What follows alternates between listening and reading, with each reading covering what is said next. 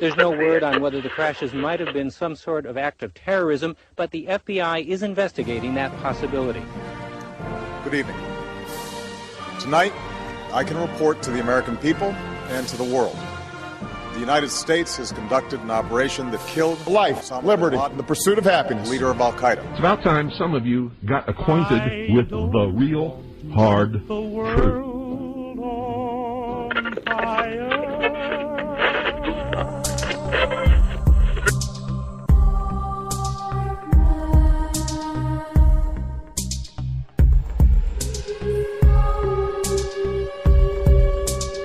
Be prepared for a major attack.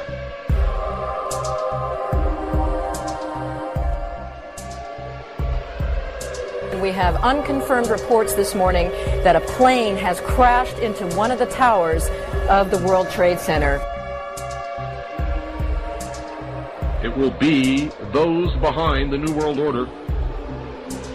Shortly afterward, another plane hit the other tower, causing another massive explosion. Another social engineering project to bring about one world socialist totalitarian government.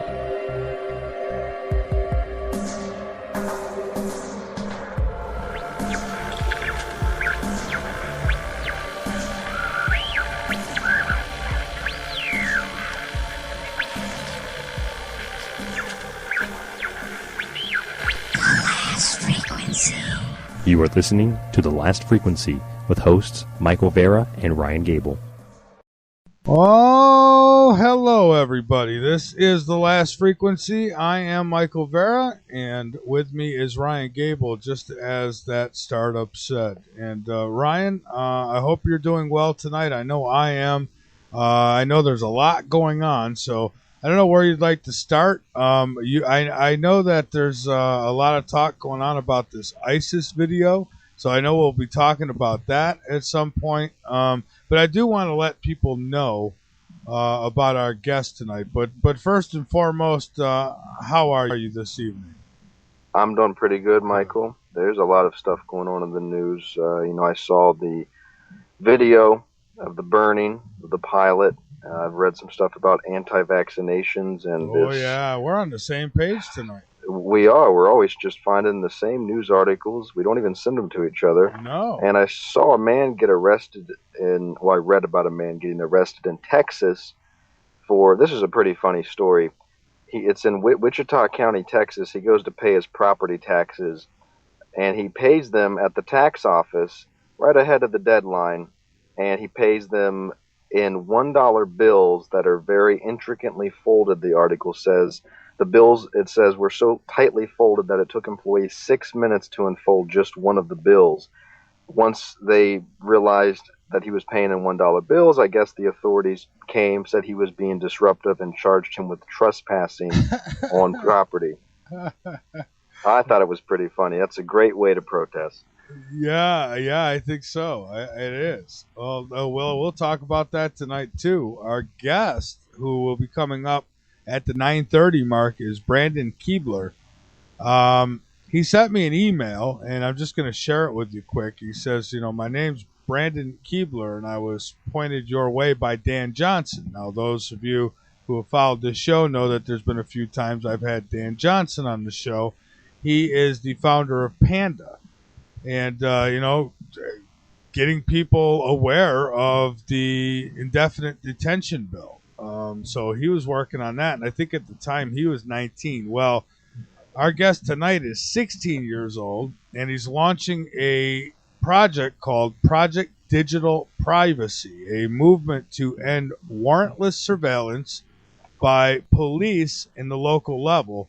He says he would be delighted if I would be interested in talking with him more about his project, and you bet your sweet behind I am, because we've got a 16-year-old here who is taking action.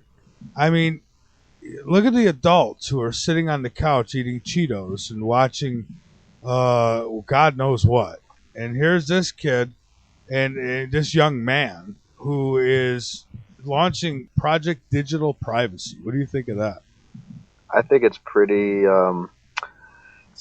good feeling, because I'm pretty young. And to have somebody younger than me active like this is a very good thing, I think, for all of us.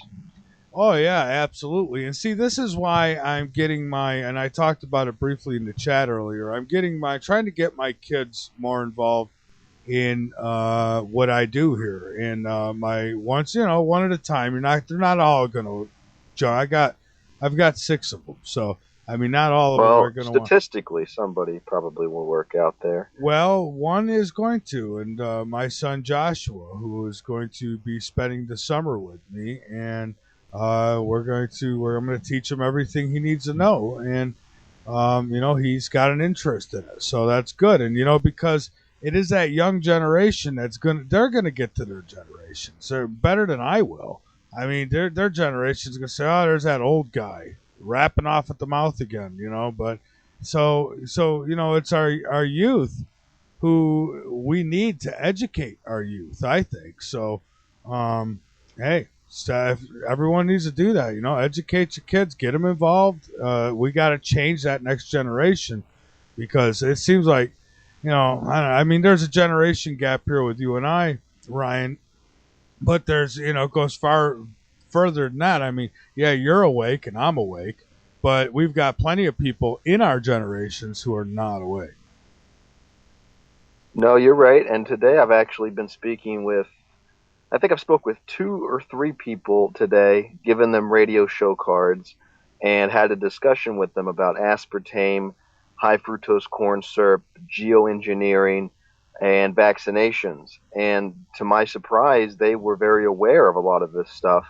And with that awareness, they knew a little bit about it, and they had also, at least they claimed, they would go around and tell people the same thing, just to kind of get them aware of what's in the food, what's in the water, what's in the atmosphere, medications, and of course the fifth, which is the media barrage, propaganda and brainwashing, desensitization to violence, a constant barrage of fear 24 hours a day. The more and more people are waking up and they're beginning to realize that what they thought was reality is not really reality. It's a fake facade. It's just a big illusion. And all of us are part of that grand illusion. And that the more and more we buy in to the status quo and worry about what others think, the more and more we're going to slip into that nothingness and just be another statistic. See, and I don't worry about what others think. I'll tell you, Ryan, I'm the type who will go out to my mailbox is out at the road. I'm the type that will go out to the mailbox in my pajamas. I can give a damn. You don't like it, don't look. That's the way I see. I never care what other people think. All I care about is what I do and what I know in my heart, and that's what's most important to me. And so, I know what we do here is beneficial, but then, I mean, God, 16 years old. I mean, at 16 years old, I wasn't thinking of any of this, but then when I was 16, a good deal of the population was still absolutely fooled. And I mean, I didn't know. My parents, they were fake news watchers, so they didn't know, and so they couldn't pass any knowledge down to me in that sense. So I had to learn on my own. And I didn't start till I was about 18, 19 fully, but about 18, 19, where I really, really began to delve into the underside of what's happening. And I think I had an interest in it before then. I would read fictional books about science fiction topics or UFOs or extraterrestrials, because I'm big into sci-fi. And then I realized that this is not just fiction. There's a little bit of truth to this. And I think that's what kind of sprung me into the position that I'm in now. But I have not been doing this since I've been 16. I probably had an interest in it, but that's been morphed and molded over the years. Nobody when I was younger told me to look up in the sky or told me not to eat that or not to drink that because it was, contaminated with certain chemicals. It's funny, Michael, is that parents will tell their kids, don't eat that food, it's bad for you. The fast food is really bad for you, but even though it's bad for you, if you do really good in school, we'll go get you that double cheeseburger at McDonald's. They're rewarding their kids with poison. And it's funny to me is that they know that it's bad, they just don't know why it's bad. And even though they know that it's bad, they still will give it to their kids as a reward. To me, it's almost like a punishment. Why feed your kids that garbage? People are aware, they just need a little bit of guidance into determining what the best way to handle the situation that we're facing is.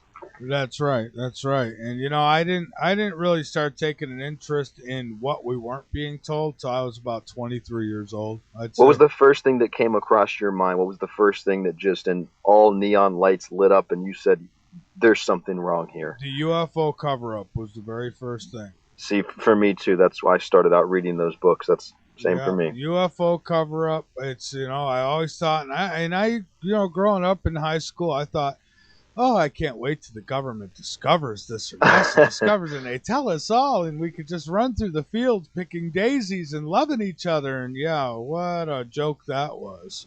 Then I find out that they're covering it all up. So that was first for me, and of course that led me to looking into other things. And plus, how could you trust that institution to tell you the truth anyway after they've lied to you for so long? Why would you even want to put a truth or put any interested authority in these people? They've been lying to you. When you're in 7th grade and you believe everything you see on the TV because your parents tell you, oh my God, look what's happened, look at the news, and so you kind of fall into it. I mean, the Matrix didn't start breaking open for me until, like I said, I was 23. I was your age, man. When I first start waking up and start saying, you know what, I don't think I could trust my government. But it was on a much smaller level than it is now. Right, and maybe that's a good thing because he's the next generation, I guess, about 8 years younger than I am. And if your generation, you've seen what you've seen, and you woke up in your late 20s, I woke up in my early 20s, now people are waking up as teenagers, I think that's a good trend that we can continue.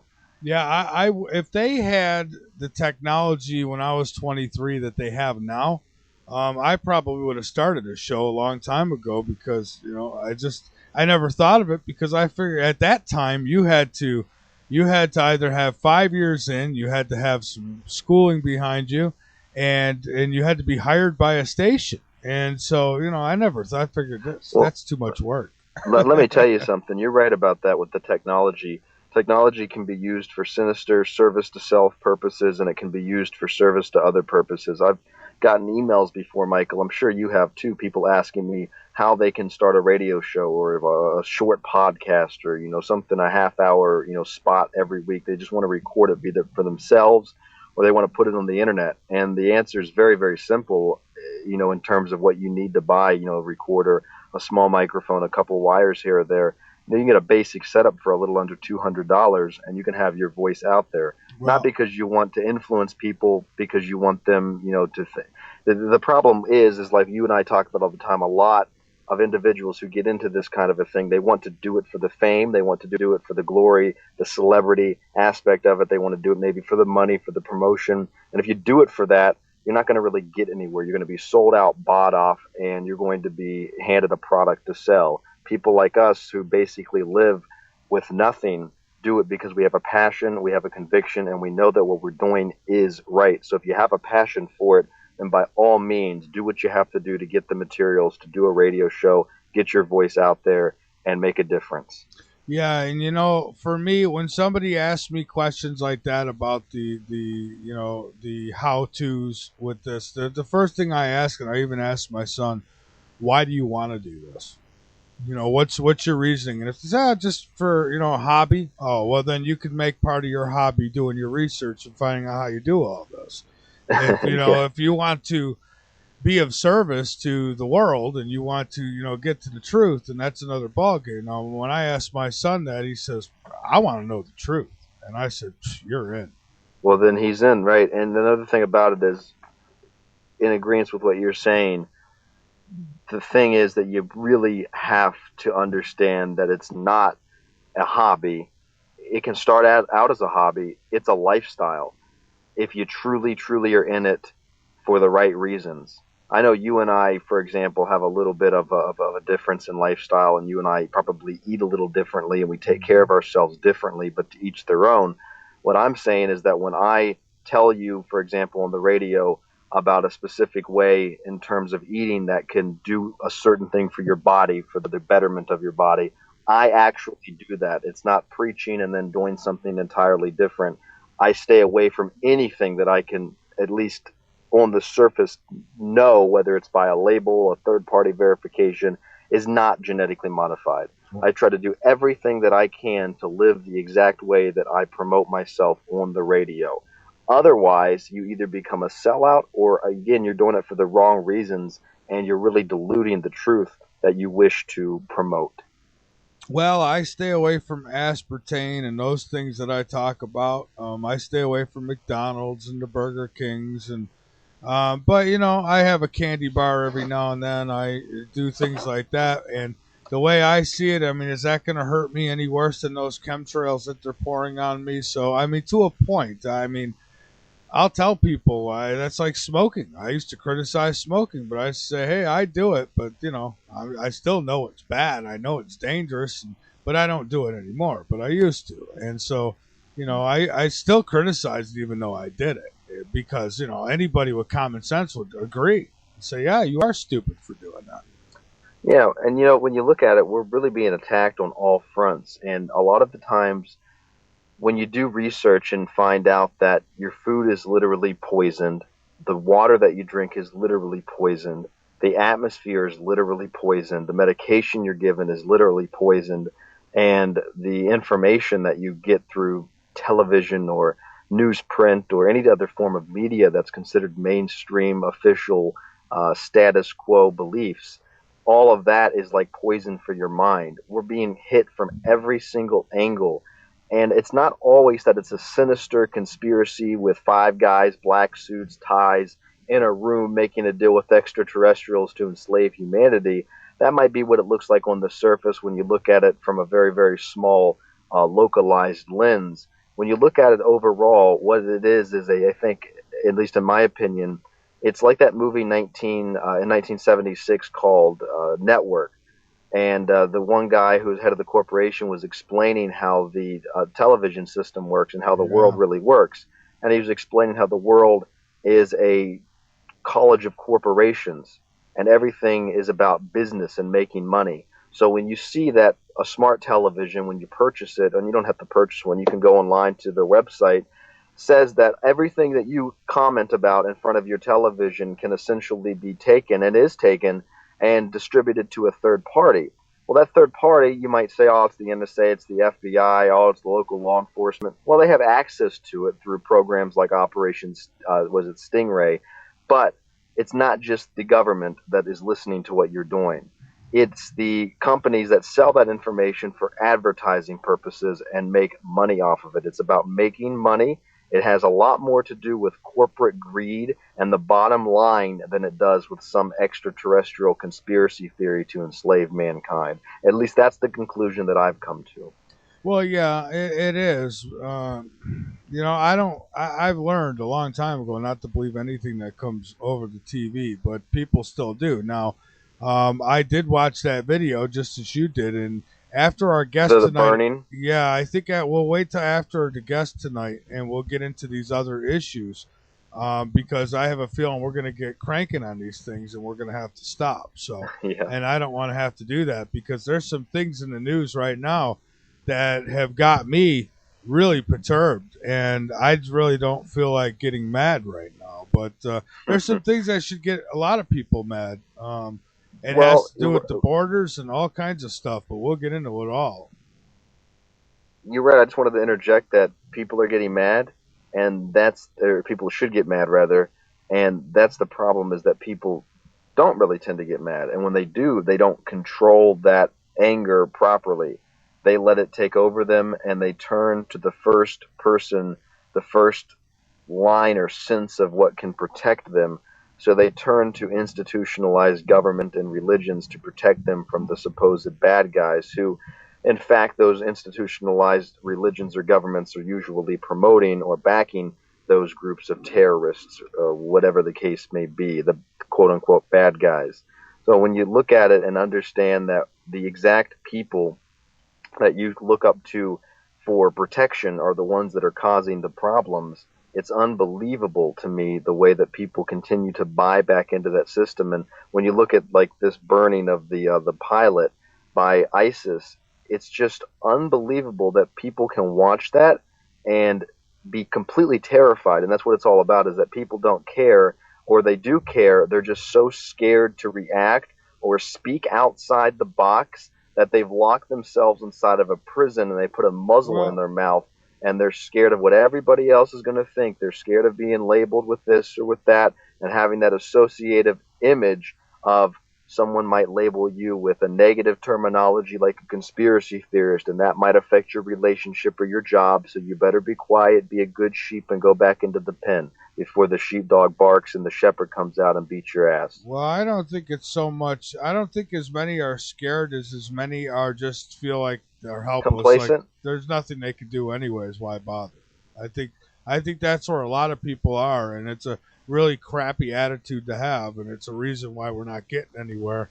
But I think that's some are scared. Don't get me wrong, but I think when you talk to a majority of people, you'll see go to any family gathering. Everybody's got them in their family, and you'll get the one who will wave their hand. And you go, there's nothing you could do anyways. Why worry about it? Enjoy life while you live. Well, that complacency is brought about by the fear. People are afraid of what's going to happen to them if they speak. They're afraid of rocking the foundation of this very, very fragile society that they live in. They're afraid of what the government might say, what their preacher might say, what their family, what their friends might say. So they keep themselves locked inside of a bubble. And that fear brings about complacency that, Michael, what am I going to do? I'm one guy. How am I going to stop aspartame from being spread in the food supply and targeting children? You're going to stop buying it, and you're going to tell everybody you possibly can not to buy it. Exactly. And then you show them the facts. You don't sit there and gas them with the small talk. You say, well, here's the fact. Take a look at this. And that's what you do. You're exactly right. That's all that you do. You inform them, you educate them, and then you live that lifestyle yourself. And if they don't want to listen to you, then in 20 years, you'll see them in their electric little cart on aisle 5, grabbing their diet soda from the top shelf and straining with everything they have to get it. Yep. That's just it. So we're going to take a break here, and then we're going to come back with our guest tonight. And I really am. I'm looking forward to speaking with him and hearing from him, basically. Brandon Keibler will be with us next. He's launching Project Digital Privacy, and I think it's a great thing. We'll talk about it when we come back. I'm Michael Vera with Ryan Gable. This is The Last Frequency, and we'll be right back.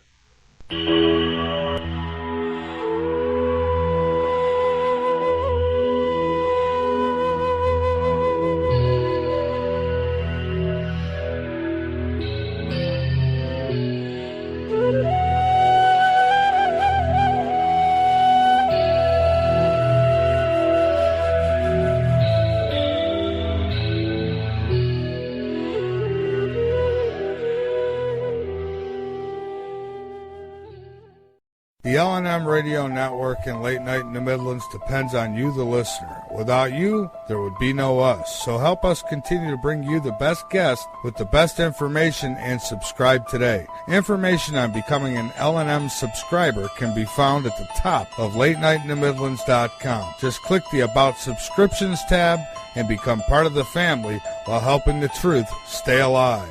And while you're at it, maybe subscriptions aren't for you. A one-time donation helps as well. Click that donate button on the right side of LateNightInTheMidlands.com and help us help you.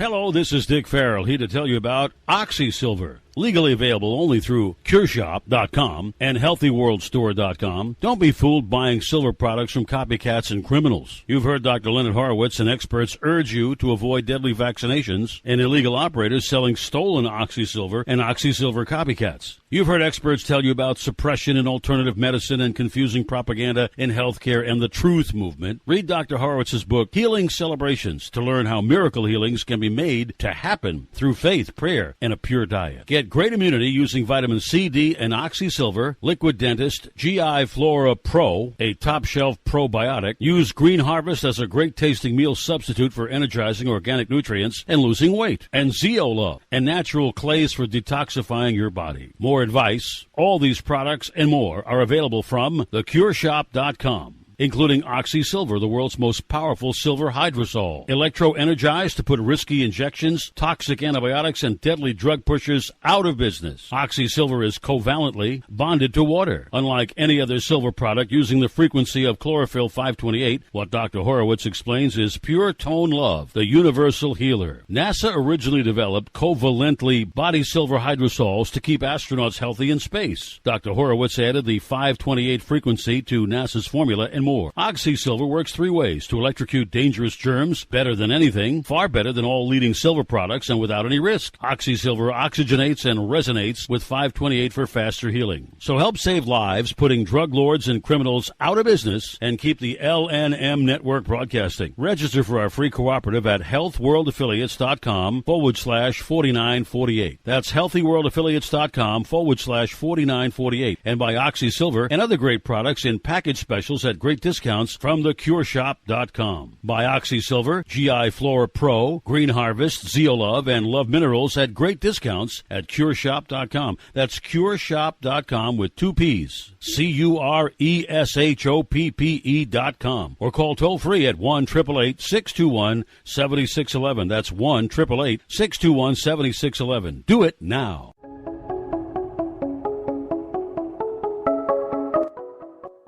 You have found a bright spot on the internet by listening to K98Talk.com, where our goal is information and entertainment with programming for the entire family. We take a fresh new look at topics that will spark your interest and more at K98Talk.com and the Spark Radio Network.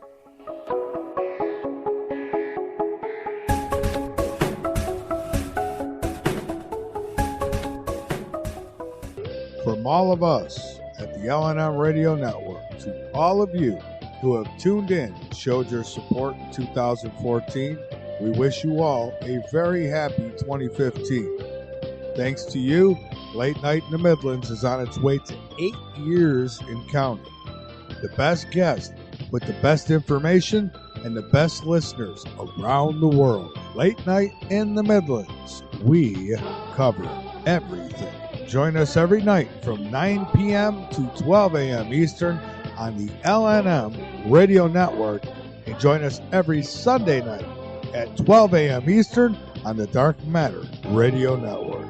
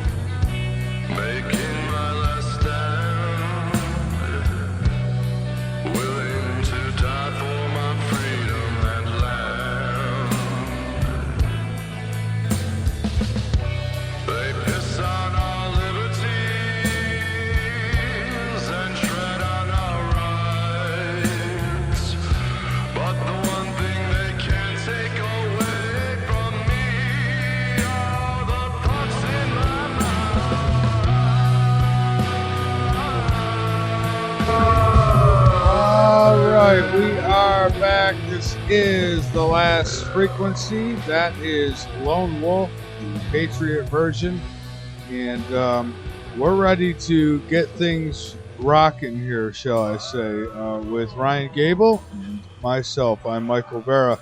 We've got a pretty good guest coming up here in just a moment. At least I think so. Brandon Keibler. Again, he's worked with Dan Johnson of PANDA. He's 16 years old, launching a project, Digital Privacy. And he says that is a movement against warrantless surveillance by police at the local level. He's asked me about coming on the show to bring more awareness to it, and we're glad to do that. And by the way, our affiliates tonight are K98 Talk and High Point Radio, the top of New Jersey. They cover New York, New Jersey, Pennsylvania on 100.5 FM and 1700 AM. Dark Matter doesn't doesn't carry this show, but they do carry the Secret Teachings and Late Night in the Midlands. But tonight we're the Last Frequency, so they're really not an affiliate of this show, but they are of the network, I guess. Brandon Keibler, let's bring him on and see what he has to say. I don't want to keep him waiting too long, so I better go ahead and bring him aboard. Yes, add. Thank you. All right, there we go. Stupid. I hate when Skype, all the updates they do. I know, it's every day. Yeah. Hello. Good evening, Brandon. This is Michael Vera and Ryan Gable's with me, and you're on the Last Frequency, and I want to welcome you to the show.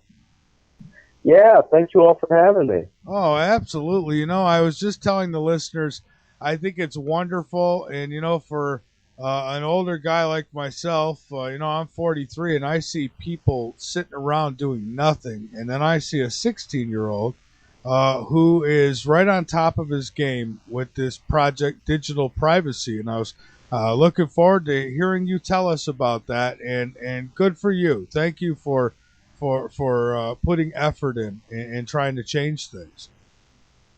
Yeah, I mean, it's people like you that, help get the word out, so not just on me, but yeah, I mean, I can't wait to see what the future holds. Oh, yeah, same here. Now, I've had Mr. Johnson on the show as well. I think, Dan? Dan Johnson. Yeah, Dan Johnson from PANDA. I've had him on a few times, and he recommended you. And so I see what you're doing here. So tell us a little bit about Project Digital Privacy and what it's all about.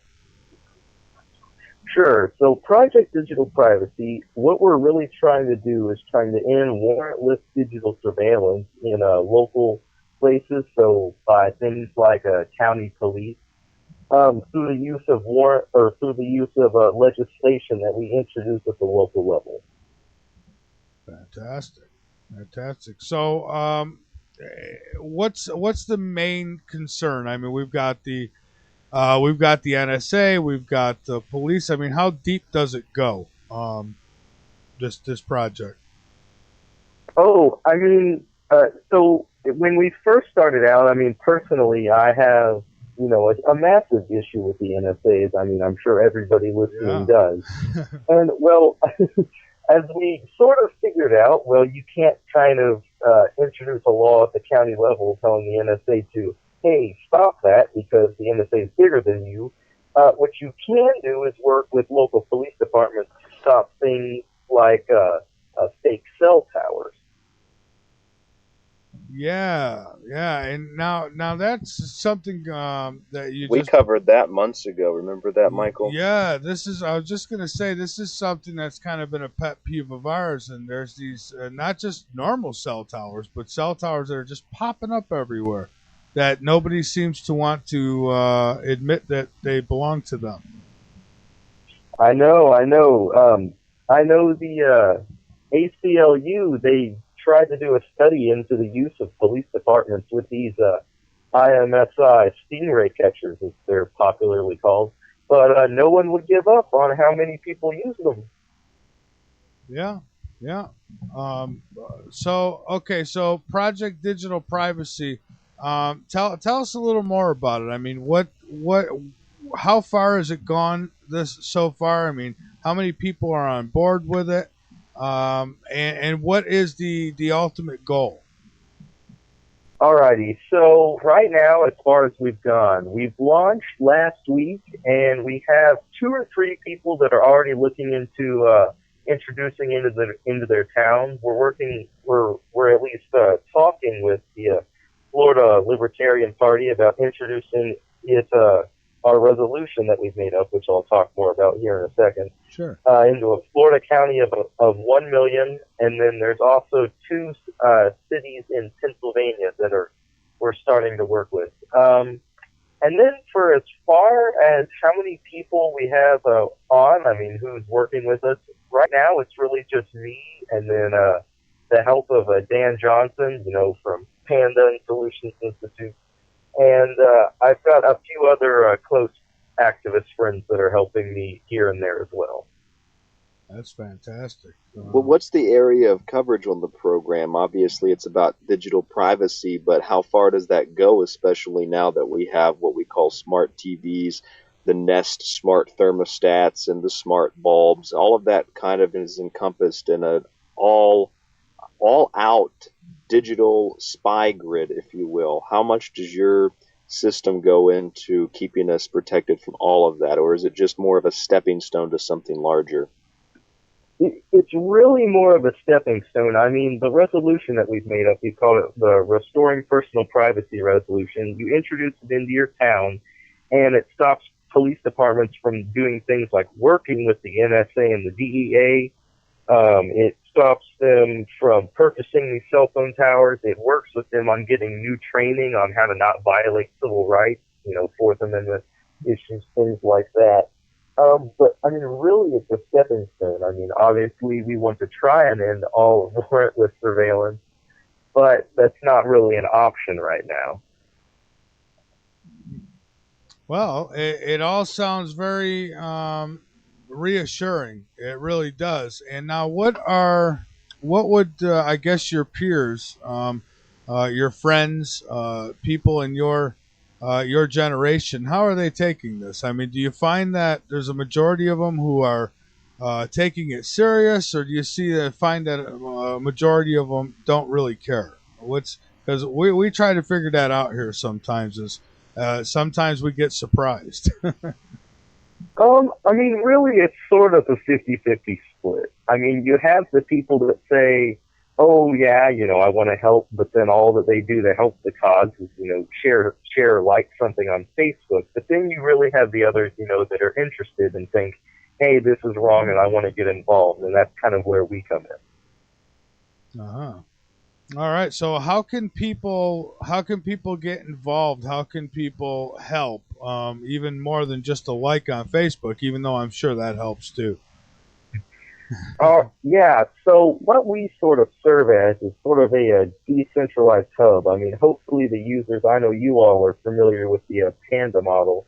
So what people will do is they'll come to our website and they'll get the any relevant information that they need.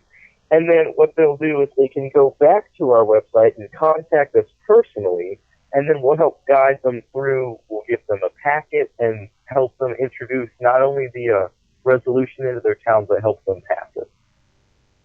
Okay, and now what would you say to people who say, oh, well, I know that my privacy is threatened, but I don't care about that. If you don't do nothing wrong, you got nothing to worry about. What do you say to those people? Right, and actually I want to add to that question and play devil's advocate and be that person who looks at you and says exactly what Michael just said, but then adds to it, aren't you concerned with our freedom? Aren't you afraid the terrorists are going to get us if we don't have all of this surveillance? Well, to rebuke your point, Ryan, I'll just go ahead and start off with yours first off.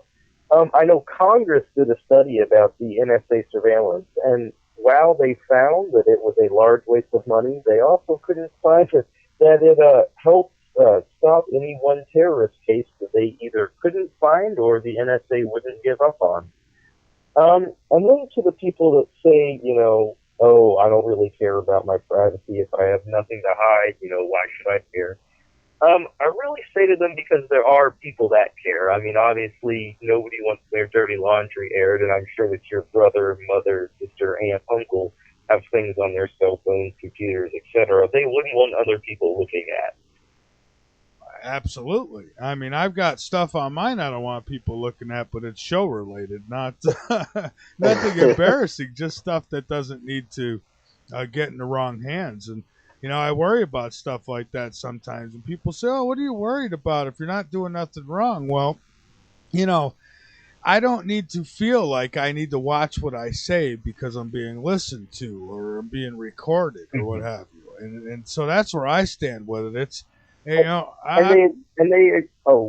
to go ahead and talk? Oh, no, go ahead. I was going to say, and they ignore the future part of it too, because, what happens if someone, they come in, and I'm not speaking in hypotheticals here, but, another let's say, president gets elected in 2016 and decides, hey, anybody that's ever said anything in a Facebook private message that I don't like goes to prison, well, that's when it kind of starts to get hairy. Yeah, and I guess they've got it set up. There's trigger words, is what I understand. That certain words will trigger their system to start, monitoring. It's like a red flag. Remember we talked to William Binney about that, and he said it sends it to an analyst if it's considered to be perhaps a danger based on certain flags that pop up. Otherwise, it's ran through a supercomputer and stored in a server somewhere. And you know how easy it is to misinterpret what people are saying in text? I mean, how many times is there misunderstandings in text? Oh, yeah. I mean, for sure. If you say, wow, that was the bomb, I mean, if bomb's a trigger word, it's going to get thrown in there. Well, look at the way that they cut. I mean, just as an example, the George Zimmerman trial down here in Florida, where they cut up the police tape so that it sounded like he was this horrible profiling racist, when in fact they asked him what the race of the person was before he ever said he's black. Look at the way that they cut up the police chatter that later came out about Chris Dorner, when the police literally Waco-style burnt him to a crisp inside of the cabin. Look at the way that they're able to manipulate that just for the news media. Now imagine if an institution, a government, an agency, police, whoever, wanted to get some information, some dirt on you. They don't even have to find dirt. They can just take your conversation, mash it together, and produce evidence that they can use to then justify their actions that are taken against you as a person. A lot of it, I think, is about blackmail, and basically it's all about control, whether that's financial control or it's blackmail to get somebody to do what you want them to do. Either way, they've established this incredibly complex yet simple system that even if the average person goes to work every day, comes home, pays their taxes, and feels like an all-right citizen, and they feel like they're doing the right thing, one day they get a wild hair up their ass. They decide to go to a libertarian meeting and maybe do what you do, start introducing legislation, working with the local governments. Well, now anything they've ever done in the past is now able to be accessed and used against them. That's why it's a danger. I agree. Yeah, I completely agree.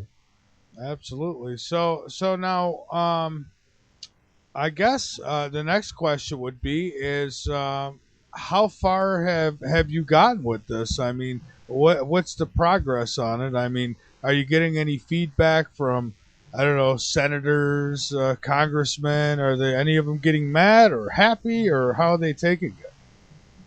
Right now, is we're not really focusing on the state level because, I mean, that takes resources I don't have. I mean, I'm a 16-year-old with no money. We really haven't gotten a response from them. I know last 2 summers ago, actually, I was involved in a movement called Restore the Fourth, and I helped co-found it. And we actually got a statement from the NSA on that. But as far as that goes, that's kind of been the extent. Well, Dan Johnson may be able to help you, because I think didn't he speak at a Ron Paul rally or something at some point. I know he's done some speaking, and very impressive speaking at that. So. Oh yeah, he's spoken everywhere from here between the East Coast and Alaska. I mean, I wouldn't doubt it if he told me he spoke at the Super Bowl. Fantastic. All right, so again, what are the websites? And if you have anything that you'd like to send me in email, and I'd be more than happy to get it up on our website so that people have access to it and can easily help out. And I also have a question after that as well. Sure. So if you want to go ahead and give us your websites. Oh, yeah. So my website is projectdigitalprivacy.org. Okay.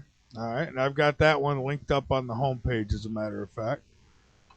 All right. Right. And I just wanted to ask, how do you, this is maybe not necessarily directed towards you, even though I'm obviously asking you, how do you go about protecting your own privacy in the sense of you as a person and the rest of us?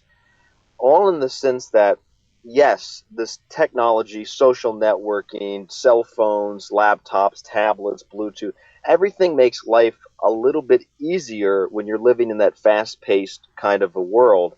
But at the same time, is it really our business to go in and start micromanaging how these companies use their technology when we're buying into it and consenting to it? Is the best way to protect our privacy just not to access these technologies? I really think so, actually. I mean, I know that, while it's not as practical, there are definitely ways that you can, protect your privacy. I mean, I know the new black phone is coming out, and that's heavily encrypted. You can use PGP. It's a encryption system called Pretty Good Protection on your emails. I know those are two really common examples that are starting to spring up that really do make a difference. Have you been, in terms of those systems, are you worried at all that they could be fronts from organizations such as an FBI or an NSA capitalizing on people's fear of being monitored, so they put out these programs and people buy into them thinking it's keeping them safe when in fact it's doing the exact opposite? Have you ever thought about that? I mean, to be honest, I haven't, but I mean, it's always something to worry about. But I really, especially with PGP, as that's kind of a more broad encryption system for email, I really think, black phone, that might be, but I think PGP is one of the more relatively safe things you can do. What do you think, Michael? Myself, I think there's lots of ways to keep yourself secure, but that's from people like, other people. But when it comes to like government agencies like the NSA, the only way is to stop them. I mean, yeah. Yeah, I agree. I mean, if they want information, I mean, they're going to get it, no matter, you could throw a brick wall in front of them, it's not going to stop them. Exactly. I get people who say, well, use this or use that because it's encrypted. And I'm saying, do you know who you're dealing with? They're the NSA. They're not Joe down the street who just got a new computer. But it is Joe down the street who got the new computer who you have to watch out for, I think, more than the NSA nowadays, because even though everything's monitored and taken and stored somewhere, it's not necessarily accessed by an individual looking at your information at all hours of the day.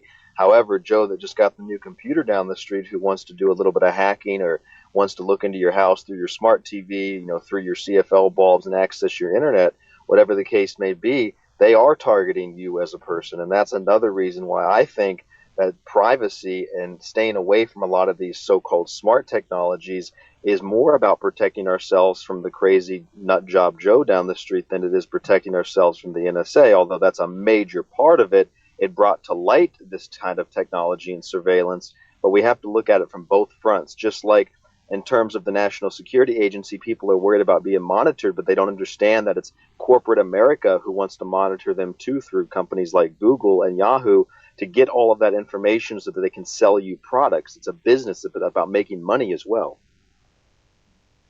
Yeah, well, I don't know. Mm-hmm. I guess to each their own. Me, I have no choice. Some of these technologies I have to use, although I have smart nothing, no smartphone, no smart TV, none of that stuff. But, at the same time, I'm not doing anything wrong, but I don't want the NSA doing what they're doing because, let's face it, if they can do it, they're opening the door for others to be able to do it as well. I mean, it's all the back doors and things like that. It's not good. Yeah, in a perfect world, I mean, I get irritated when I see 7 and 8 year olds walking around with cell phones. But that's the way it is today because parents just, they've been brainwashed by their television, their smart television. Well, look, guys, I mean, if you study history, which I do at least a little bit, it's crazy to me to see how nowadays we literally bug our own homes with video and audio, and we take tracking devices with us everywhere we go, and we consistently update where we go, be that by accessing an application or people that check in when they go to a restaurant or they go to a store. Oh my God, I'm at Chili's right now. I'm at the Gap, and they got to check in on Facebook, and all that information is just uploaded to a system. And let's say in East Germany back in the 1930s, the Gestapo, they have to go door to door to put cameras or audio devices in your house. They don't have to do that nowadays. These agencies can just access it remotely And that's why another big thing that bothers me is that people say, "Oh, you should get the microchip, or get these new automatic pay systems, and don't use cash. It's safer than using cash. You could get robbed if you have cash." Well, there's another reason they don't want you to use cash. Yeah, is because of these cards. They can track you down. They can follow you. Where's he Much been all easier day? with the card. Oh yeah. I know. We've built an information web around us, and the NSA is the spider. That's it.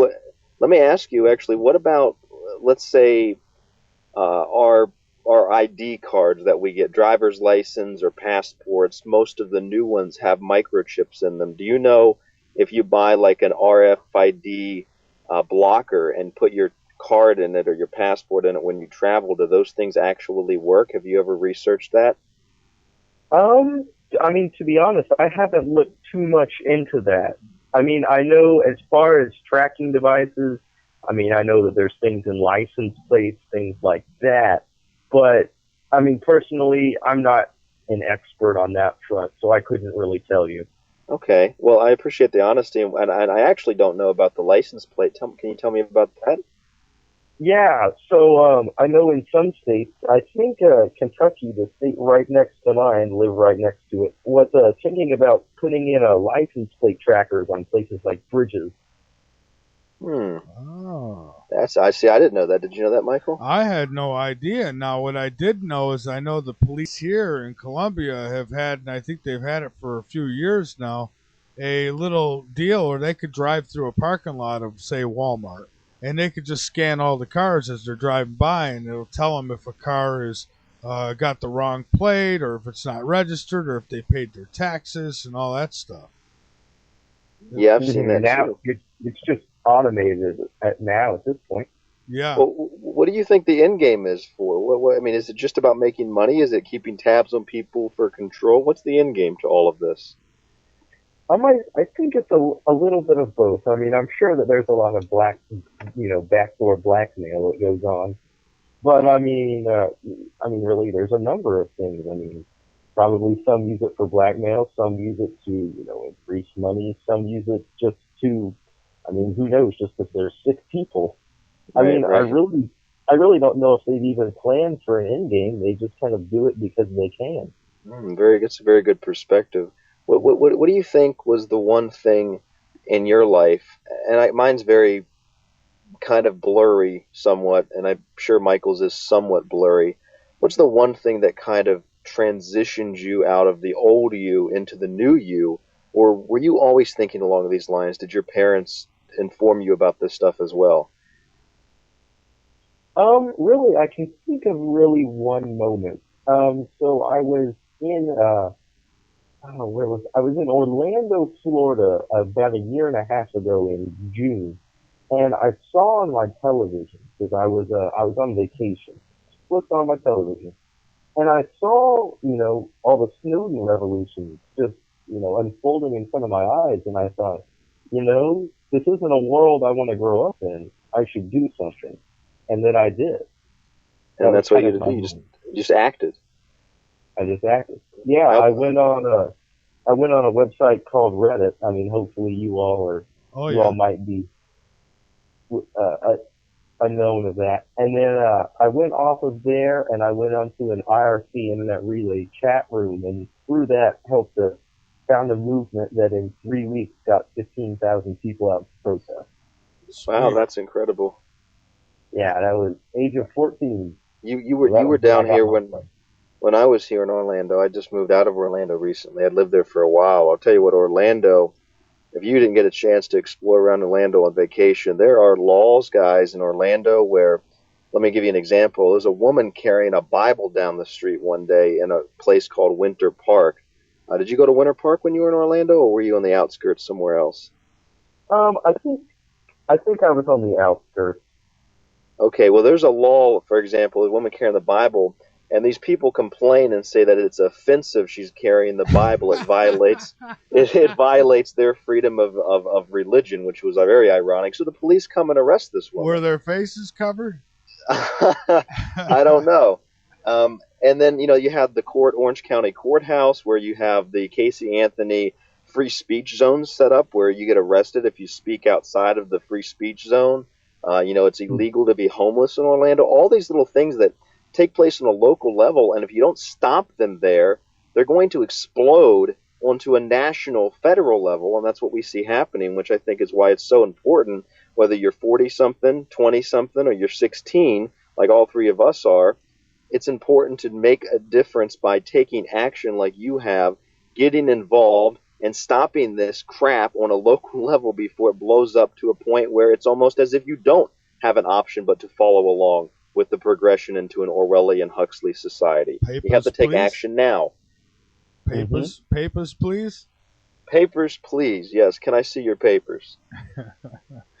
Well, Brandon, I think it's incredible what you're doing. I hope that you'll keep it up, and I hope you'll get more on board, because when I see somebody in your age group doing what you're trying to do, and what you're doing very well, if I may add, it gives me hope. It really does. And I thank you so much for what you're doing, and I want to help in any way I can.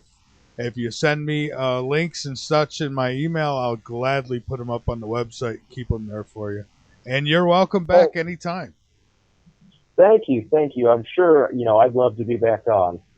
All right, great. Ryan, did you have anything else? Well, I just wanted to say that you used to say that about me for being young, and now there's somebody younger than me doing this, so I feel all washed up now. I'm taking your spot, Ryan. I think so. I actually just turned 24, Michael, so I'm not 23 anymore. Oh, all right. I'm you're getting a little old bit now. older now. Yeah, you're getting old now. Well, anyways, Brandon, thank you so much. If there's anything else that you'd like to get out there, anything at all, feel free to take the floor and put it out there. And let me just thank you so much for what you're doing. Yeah, thank you all for having me. I mean, I know if you all want to hear me rant more, you all can look on the solutions-institute.org website, and right in the middle of the website, there's something called ActCon, and myself, Dan Johnson from PANDA, now Solutions Institute, as well as a few more people are hosting an online conference on this Saturday for 7 or 8 hours, and all we're going to do is all day speak about activist things and how you can be a better activist. So if y'all want to see me more, I mean, y'all are definitely welcome. Everybody is. Awesome. Please send me the link. You've got my email. Send it to me, and I'll make sure that it gets around, because I think it's great what you're doing. Absolutely. Yeah, well, thank you all for having me on tonight. All right, Brandon. Well, thank you. And we've got you right now. You're linked up on latenightinthemidlands.com, and that link's going to go over to our links page. So you'll stay linked up there. But send me everything you got, and I'll get a page up, an activist page, and I'll put it up for you. Awesome. All right. Well, thank you, and keep up the great work. Thank you all. All right. Have a good night. Bye-bye. All right, everybody. There you have it. Brandon Keibler. Now, here's somebody. He's 16 years old. He's not sitting there playing Mortal Kombat all day. He's not playing craps in an alley and selling heroin. No. He's going to school. He's making a difference. He's woke up, and he's waking others up. And while he may not be awake to everything, who the heck is? But as he moves through the rabbit hole, he'll find out there's more and more to be an activist about than he ever thought. But hey, he's standing up. I commend him. My hat's off. How many 16-year-olds aren't drinking Mountain Dew, trying to get laid, playing video games every night? Oh, I know it. So if I was his parent, I'd be proud. I'm not his parent, and I'm proud, because it helps me, to know that I'm doing this. I'm thinking, when guys like me are done, when we can't do this anymore, what's going to replace us? Is it going to be a bunch of morons who are going to get on and talk about how they got to level 8 of their video game? I mean, is that what we're going to have taking our place? And I worry about that. So I'm bringing my son in. I'm going to try to get my kids involved as much as I can. And when I hear about other people's kids like this, 16, getting involved, I mean, it really helps me sleep at night. It does. Yeah, it does. It does me too. It's crazy, because I know you probably felt like that when you first met me and realized how young I was. And then this kid is even younger than I am.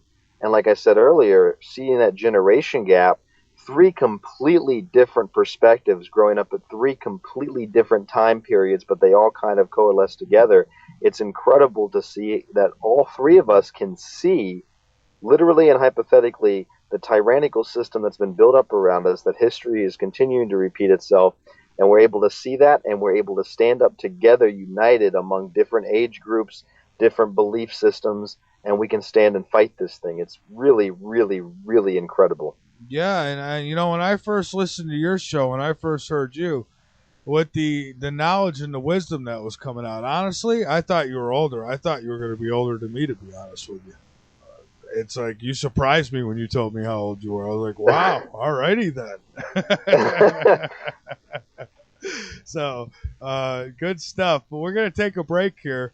This is break number 2. It'll be a few minutes, and then we'll come back. And there's some things in the news that we'd like to get into.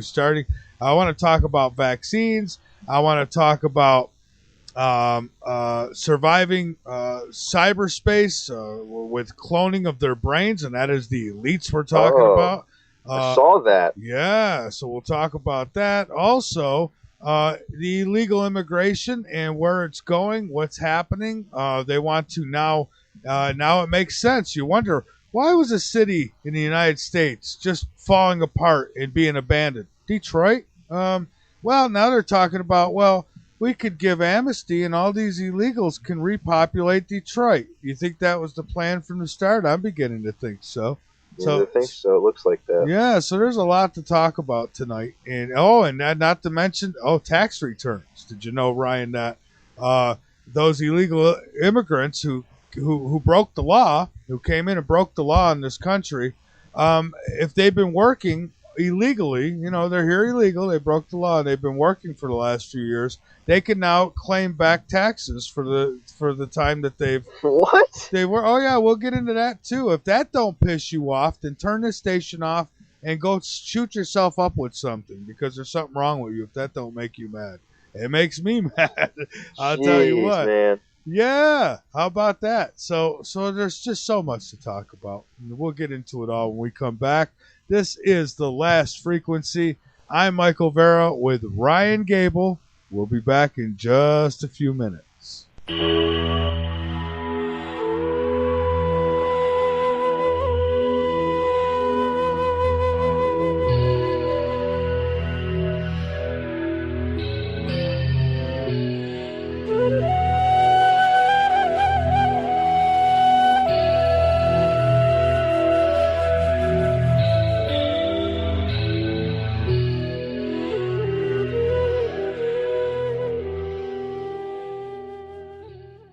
L&M Radio has joined with the Hardened Structures team to provide state-of-the-art survival shelter design and build services at L&M Radio exclusive rates. Hardened Structures, with over 21 years experience in military, commercial, and private shelter design, build services, are also offering L&M Radio listeners a free consultation, normally a $500 value. So click on the Hardened Structures banner on the right-hand side of LateNightInTheMidlands.com to receive your special offer today.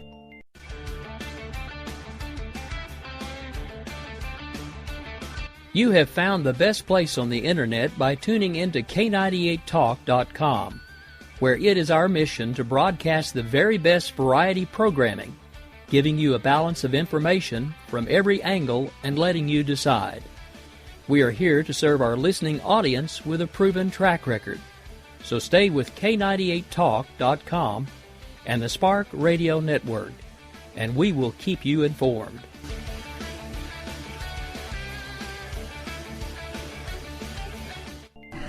Hello, this is Lisa Marie, here to tell you about Oxy Silver, legally available only through CureShop.com and HealthyWorldStore.com. Read Dr. Horowitz's book, Healing Celebrations, to learn how miracle healings can be made to happen through faith, prayer, and a pure diet. Get great immunity using vitamin C, D, and Oxy Silver, Liquid Dentist, GI Flora Pro, a top-shelf probiotic. Use 5 528 Superfood as a great tasting meal substitute for energizing organic nutrients and losing weight, and Zeolove and natural clays for detoxifying your body. Oxy Silver oxygenates and resonates with 528 for faster healing. So help save lives, putting drug lords and criminals out of business, and keep the LNM network broadcasting. Register for our free cooperative at healthyworldaffiliates.com/4948 and buy Oxy Silver and other great products in package specials at great discounts from theCureShop.com. Buy Oxy Silver, GI Flora Pro, 528 Superfood, Zeolove, and Love Minerals at great discounts at CureShop.com. That's CureShop.com with 2 P's. Cure Shop. Or call toll free at 1-888-621-7611. That's 1-888-621-7611. Do it now. It's the middle of the night and there's nothing much to do. Bring your insomniac self over to Late Night in the Midlands and learn something. We've got every topic you can think of with very little being off limits. Alien abductions, government corruptions, the stuff that's got your sleep disrupted. Come join the conversation tales and tune into Late Night in the Midlands with your host, Michael Vera. There is a condition 1 out of every 3 people around the world suffer with. RMS. A condition that can be crippling. RMS. A condition that causes confusion and discomfort, rapid pounding of a fist on tables, and unwillingness to watch the fake news. RMS. Restless mind syndrome. You may not have heard of it, but if you are one of the millions suffering from this condition, there is now hope. You do not have to go through life not knowing what to do next or how to rid yourself of this health-bearing condition, now being recognized by doctors, lawyers, and victims all over the world. The cure? LNM. Just listen to this testimonial by one of our subscribers. I can say true to my heart that LNM worked for me. I stood up day and night confused by what the fake news has told me. I could not even take care of my family or hold a job. I couldn't even get off the couch and do anything, and I knew there was a problem. Now, since I've been on LMN, my family life is back, and I'm waking up more people than ever around the world. Now you know what you can do to put an end to restless mind syndrome. Ask your doctor about LNM and ask if it's right for you.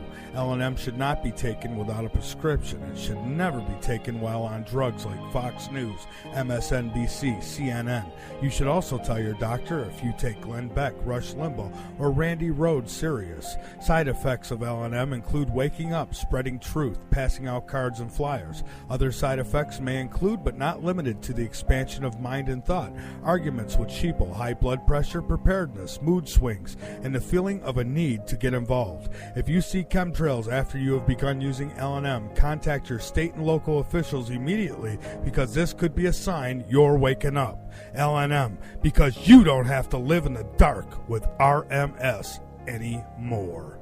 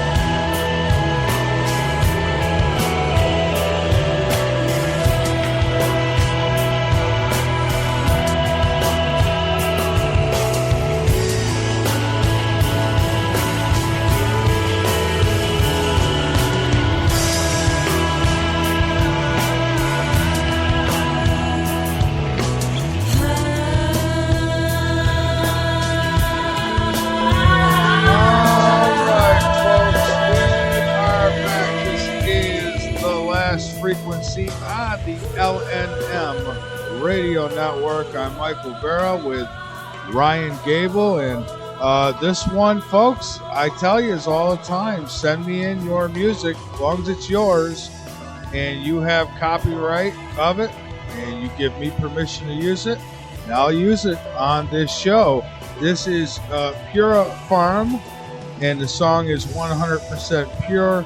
It was sent in to me along with some others from this band, and a really good job. I mean, this is my kind of stuff right here. Just, kind of got that psychedelic type of sound to it there, Ryan. What do you think? Yeah, it does. It does. It reminds me just a little bit of the Thievery Corporation, another band. Yeah. I like it. Yeah, I like it too. It's so, folks, send in your music, because I use original stuff here. Once in a while, I'll go to some of the old bumper music, that you'll hear on your radio stations, your AM and FM stations. But when I do that, I get flagged on YouTube and everywhere else. And I know that if it's a show I decide to use on Dark Matter, they don't have, they're worried about getting hit for copyright and this and that. So, but soon I'll be able to use all that in a bag of chips. But anyways, we do like to use original music. I mean, it's just, and people have sent me in some really good stuff, just perfect for this show, and so I'm enjoying it. So keep sending it in. I'll keep using it. And as a matter of fact, it's a cousin. The woman in this band, who I think you heard singing, is the cousin to one of our friends and chat members. She also does the designing, the artwork for Late Night in the Midlands. When I need a banner done and making it look professional, Dina hooks us up with that. That was her cousin there, who is the leader of that band. So there you have it. Anyhow, so a lot to talk about, Ryan. You know what? Before we go any further, happy birthday to JH and Ira. JH is our moderator in the chat room. Ira also helps with moderation. JH is the main moderator there, and she's certainly done a good job, and she's our friend, and I guess you could say family members, right? We're all in this L&M chat. It really is a family. So happy birthday to you both, and thank you for spending your birthday with us. But Ryan, where would you like to go first? Because I don't know. There's some good stuff, like NASA is getting a green light for a mission to Europa. Now, that's something that's pleasant to talk about. Of course, when NASA's involved, we know we're not going to be told everything. But I think we should hit the heavy stuff first. How about the vaccines first? The vaccines first. Well, what did you read about vaccines this week? Well, there's a few things that I came up that really bother me. There are some comments made. All right, so there's this USA Today contributor. His name is Alex Berzow. And okay, that's the one. That's one of the two that I had seen. So I just wanted to see if we were on the same page. But go ahead. We are. He said that Americans who question vaccine effectiveness should be jailed. He claims to have mountains of data that vaccines work, and I say show the proof. Where is it? Show me the evidence that these work. You see, what the doctors don't do. The doctors don't tell the parent. Whenever you bring your kid in for a vaccine, never does the doctor say, "Oh, by the way, there's always this chance that this could kill your child." They don't tell them that. They feel like, well, it's so, it happens so rarely, they say, there's no point in putting fear in the parent. Well, maybe 1 out of 100, if that would be the numbers. I don't know that it is. But say 1 out of 100, well, when it's your child, that one really, really matters. And so, yeah, that's a problem there. I would love to get this guy on the show, but I think it turned into a fight. I really do. But so that's one. We got the fake news, who is pushing the vaccines big time. As a matter of fact, this one was from CNN. Dr. Ben Carson, a former director, pediatric neurosurgery doctor at Johns Hopkins Hospital and author of You Have a Brain. He argued that the U.S. should be doubly vigilant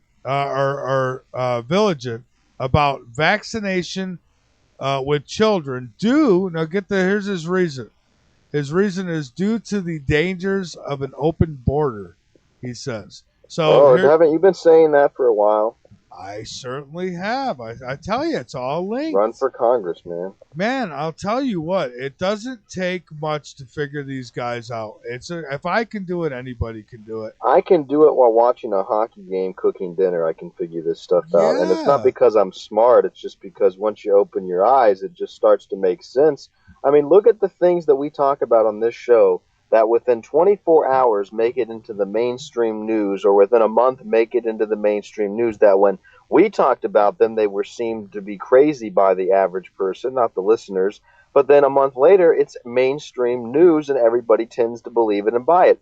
You know what's incredible to me is that the Centers for Disease Control actually comes out and says that vaccinations, this strain, is not as effective as they would have liked it to be.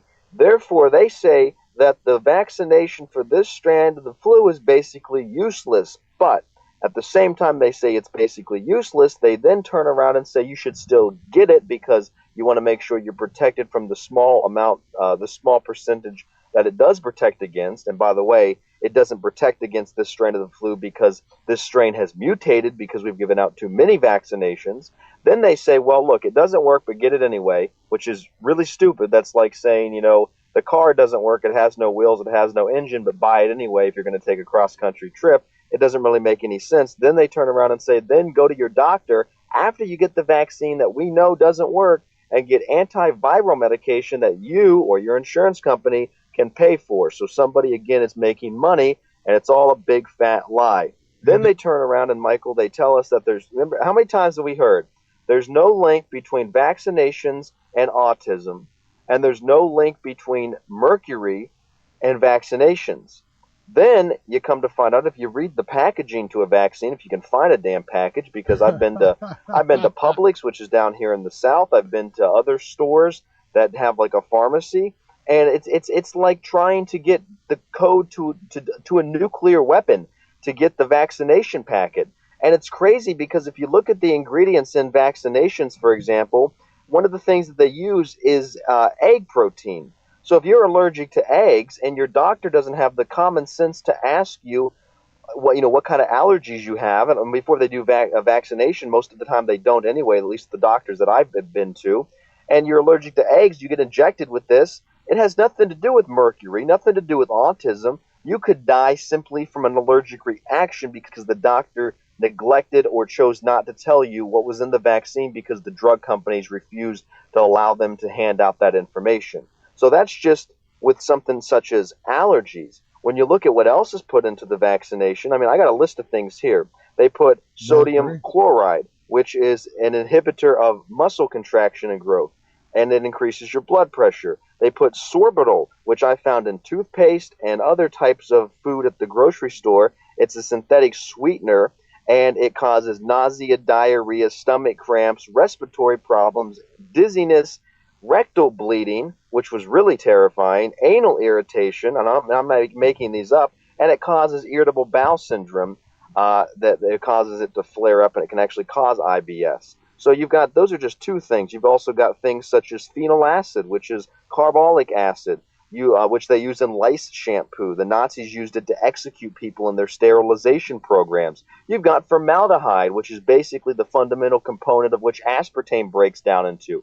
And therein lies the fundamental point of this whole thing, that it is an underlying conspiracy at the very core, Michael, because when you start to look at every avenue, medication, what we call medication, vaccinations, food, water, the atmosphere, everything, it's the same chemicals, the same metals, and the same drugs being pushed on all levels, poisoning us on all levels, targeting our children on all levels. There's an underlying conspiracy here. And when you start to look at the facts, you realize that no matter who that doctor is, how many PhDs or year they spent in school, or how brainwashed they are, they don't know what they're talking about. And people like us who get told that we're conspiracy theorists, we're the ones that have that open mind, and we're able to discern this information and bring it to people. And if they don't want to hear it, then to hell with them. We're going to help the people that we can, and we're going to continue to grow as individuals. Well, and I'm sorry, I ranted. Go ahead. Oh, no, I was just going to say I disagree just a little bit on the whole doctor thing, because a lot of them, they do know. And because if you ask them, do you vaccinate your kids? Most of them will tell you no. But did they tell you what's in the vaccination? Oh, I was no. referring to is the actual packet. Yeah. Oh yeah, no, they're not going to tell you that. But my point is that even the doctors themselves, and I've had some on this show who will say, "Oh no, I would never vaccinate my children." See, you're right about that. Yeah, the doctors don't get their kids vaccinated most of the time. They don't get vaccinations either. A lot of them will just lie about it to make you feel better so that you get the vaccination. I mean, that boils down to money. You're right about that. Absolutely. I don't think we even have a disagreement. I was just referring to. No, we don't. I was just using it to make a point. Is all. Well, no, it's a good point. I mean, it's true. And again, what I was referring to is I had went to a pharmacy and I asked for the packet, and the guy gets very offensive, and I thought it was just one guy, one pharmacy. It's at every pharmacy I went to. They refused to give it to me. Well, you know what happened? You walk into a CVS or a Walgreens, right? They got the camera there, and you say, "Can I have a packet, an open packet of the vaccine so I can read the ingredients?" And all of a sudden, the camera turns red and it starts doing facial recognition, and the message comes down to the monitor and tells the pharmacist, "This is Ryan Gable." Blah blah. It's no information. That's right, rejection. Yeah, rejection. Don't give him anything, and get a guard out to the dumpster immediately. He might head that way. Yeah, I finally got one pharmacy to give it to me, and it clearly says on there that they add mercury to the vaccination. And in terms of what's in the news, I've got an article here from the Huffington Post. It says GOP lawmakers push back against quote-unquote false rumors promoted by anti-vaccine movement. So they've given people like us a name, and they've grouped us in with people that are truly crazy. And in the article, the article says false rumors still exist that vaccines and a preservative from multiple dose vaccines, which one used a microscopic amount of mercury as a preservative to help prevent bacterial growth, led to autism. There is no credible evidence to support that claim, said Republican Tim Murphy, chair of the Oversight and Investigations Subcommittee. Now, Michael, I think we should be very clear. I'm not exactly sure how you feel about this. I think in certain cases, and I'm not as scientifically educated or medically educated to be able to determine this properly, in some cases, a vaccination, the concept of the vaccine done the right way, can actually help prevent and cure different types of illnesses. I agree. I agree with that. Okay, however, when you look at the history of vaccines, be it Tuskegee or what the military is injected with, you look at the history of AIDS and how that was spread. Just that alone terrifies me enough to never get a vaccine. Second thing is, go ahead. I was just going to say, how come you never see one of the ingredients is hemp oil, but instead you'll see mercury? But yeah, go ahead. Well, right. And the other thing is that when you look at, that's the second point, when you start looking at the ingredients, you can find those same ingredients in candy bars. You can find those ingredients in little chocolate Easter bunnies. I mean, I tell you what, just start reading labels at the store. You can find these ingredients in cleaning. I swear to God, go to a local retail store, start reading ingredients on cleaning products like Windex or, different types of Clorox with the different scents. And it's unbelievable. You'll find those same ingredients not only in vaccinations, but in the food, the processed food that you buy at the store. Now, maybe it's just me, Michael, but I personally don't like drinking a cup of Windex for dinner. I prefer tea. To me, it's really crazy that the same ingredients that are used for cleaning products that are used, like I gave you the example of phenyl acid, which was used in the Nazi sterilization programs, that is part of what they call tartrazine, which is yellow 5 that they use for macaroni and cheese and to color the cheese yellow because we're all about image in the United States. And I think it's really great that you've had a lot of these moms and parents get together and they fought back against companies like Kraft, who are now starting to remove the yellow food dye. The problem is when they start to remove those specific ingredients, the company usually changes the name, like aspartame to neotame, and they continue to produce it. So people think they won a small victory, when in fact they did, but the company continues to go on doing exactly what they were protested against, and the people back off thinking that the whole fight is over. Here's where I stand with that. Any company that in the past has put things like aspartame or anything that says tane at the end of it, I don't. But if they put this in their product, I don't care if they publicly say, hey, now it's GMO free or now it's this. Go to hell. You had your chance. You shouldn't have did it in the first place. I don't want nothing to do with you because I now don't trust you. And God only knows what new name you've given your boy aspartame or whatever it is. Well, they'll just stick it under natural flavors. Well, oh yeah, natural flavors. There's another one. Look, tell you what. Just once, all you got to do is be dishonest once or try to hurt me once, and you don't get a second chance. And that's how I feel about my food, my drinks, any of that stuff. I find out you're dyeing something with crushed beetles and all. I mean, did you know that? Oh, that's Starbucks for you. Yeah, they use to make the red dye too. They'll use beetles and crush them. I mean, this is. Do they tell you that though? No, they call it something else. No, you could use beet juice, but Oh yeah, well they could squeeze hemorrhoids too and get the same effect, I'm sure.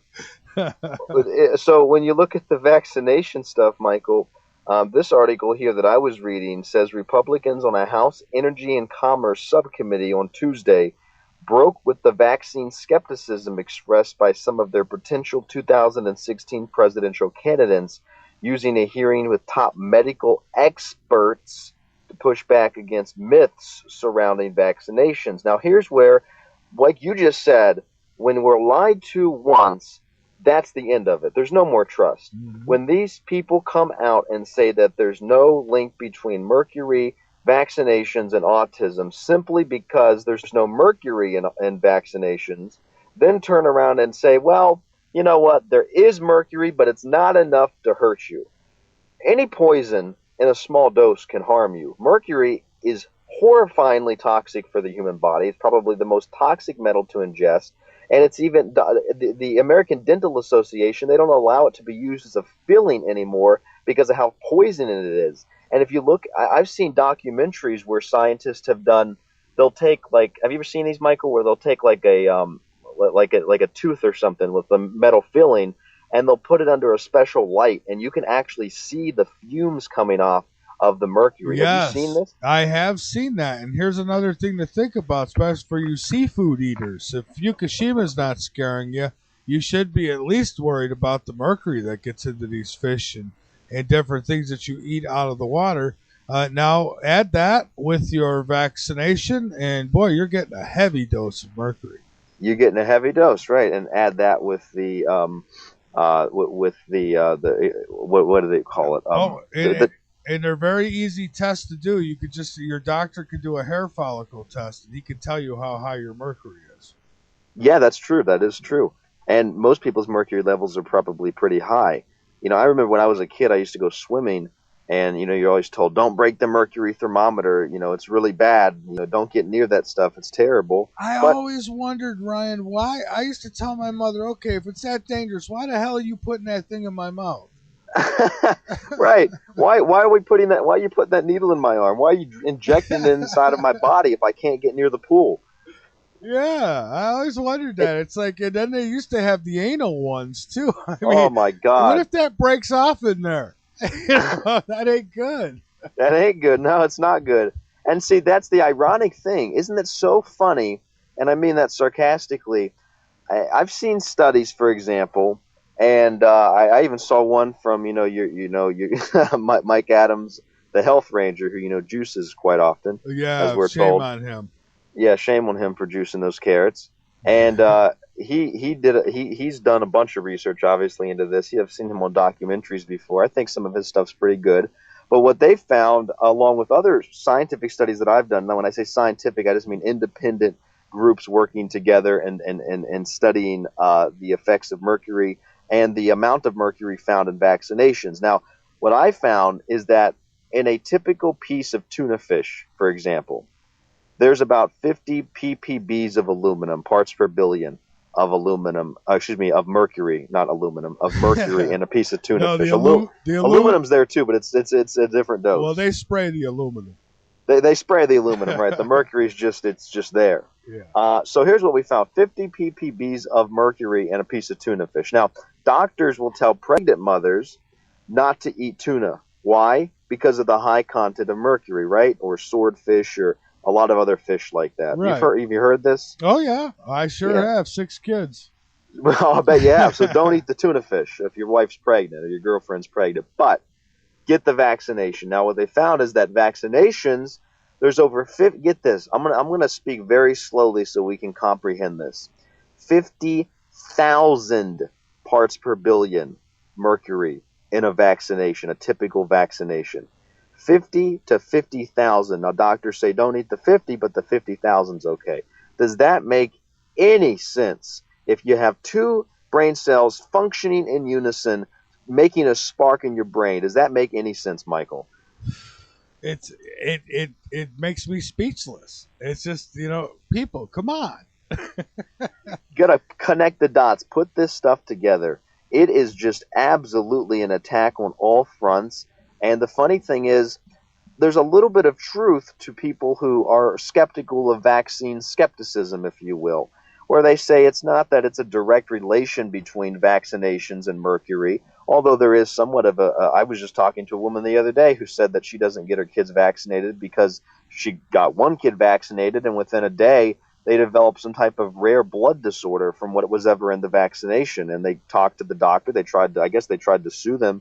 And the doctor just claimed that, it had nothing to do with the vaccination. It wasn't their fault. They must have got this disease somewhere else. Regardless of that, though, it's not necessarily, I'll come out and say, it's not necessarily 100% related to vaccinations. But when you're being hit on all fronts, be it from the aluminum in the atmosphere and an assortment of other toxic metals and chemicals that they spray into the atmosphere that leaks into the earth, that from toxic waste dumps, the chemicals that are flushed along with your pills down the toilet and the drinking water, all that combined together with the aluminum, the mercury, and the other metals, all of that combined can cause autism. And what other excuse do they have for the increase in autism that's up 20,000% in the last decade and a half? Yeah. What other excuse? And keep in mind, they're smart. I mean, now thinking about what you just said, how can we keep the sheep from pinpointing it to one cause? So they'll do multiple things. It's like putting together that stew. It's not a stew, and not our friend's stew. I'm talking about the type you eat. Okay. Yeah, so, it's not a stew until you put all the ingredients in it, right? Before that, it's not going to taste all that good. If it's just carrots and water, that's all it is, carrots and water. So they put all the ingredients in, and eventually it does what it's supposed to do. Now, I know for a fact they have put they've syphilis in vaccines. I know that they have put that's Tuskegee. They have 1930s. Yes, and they've put live cancer viruses in vaccines before. They've been caught doing AIDS. This is stuff that they, honest to God, I swear on my life, they've done. There's documentation to prove it. That's why I'm with you. I don't trust them. I think in a perfect world, like if you and I were in charge of it, there might be some good. You could get some vaccines in made out of natural earth type products, and probably would help prevent some of these things. But the problem is you're asking Lex Luthor, to put you on his lab table, and you're asking him not to do anything bad to you.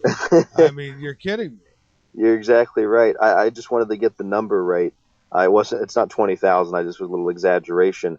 Autism rates have actually, this is an official number, I think, from the CDC, have skyrocketed 200% from 2001 to 2009.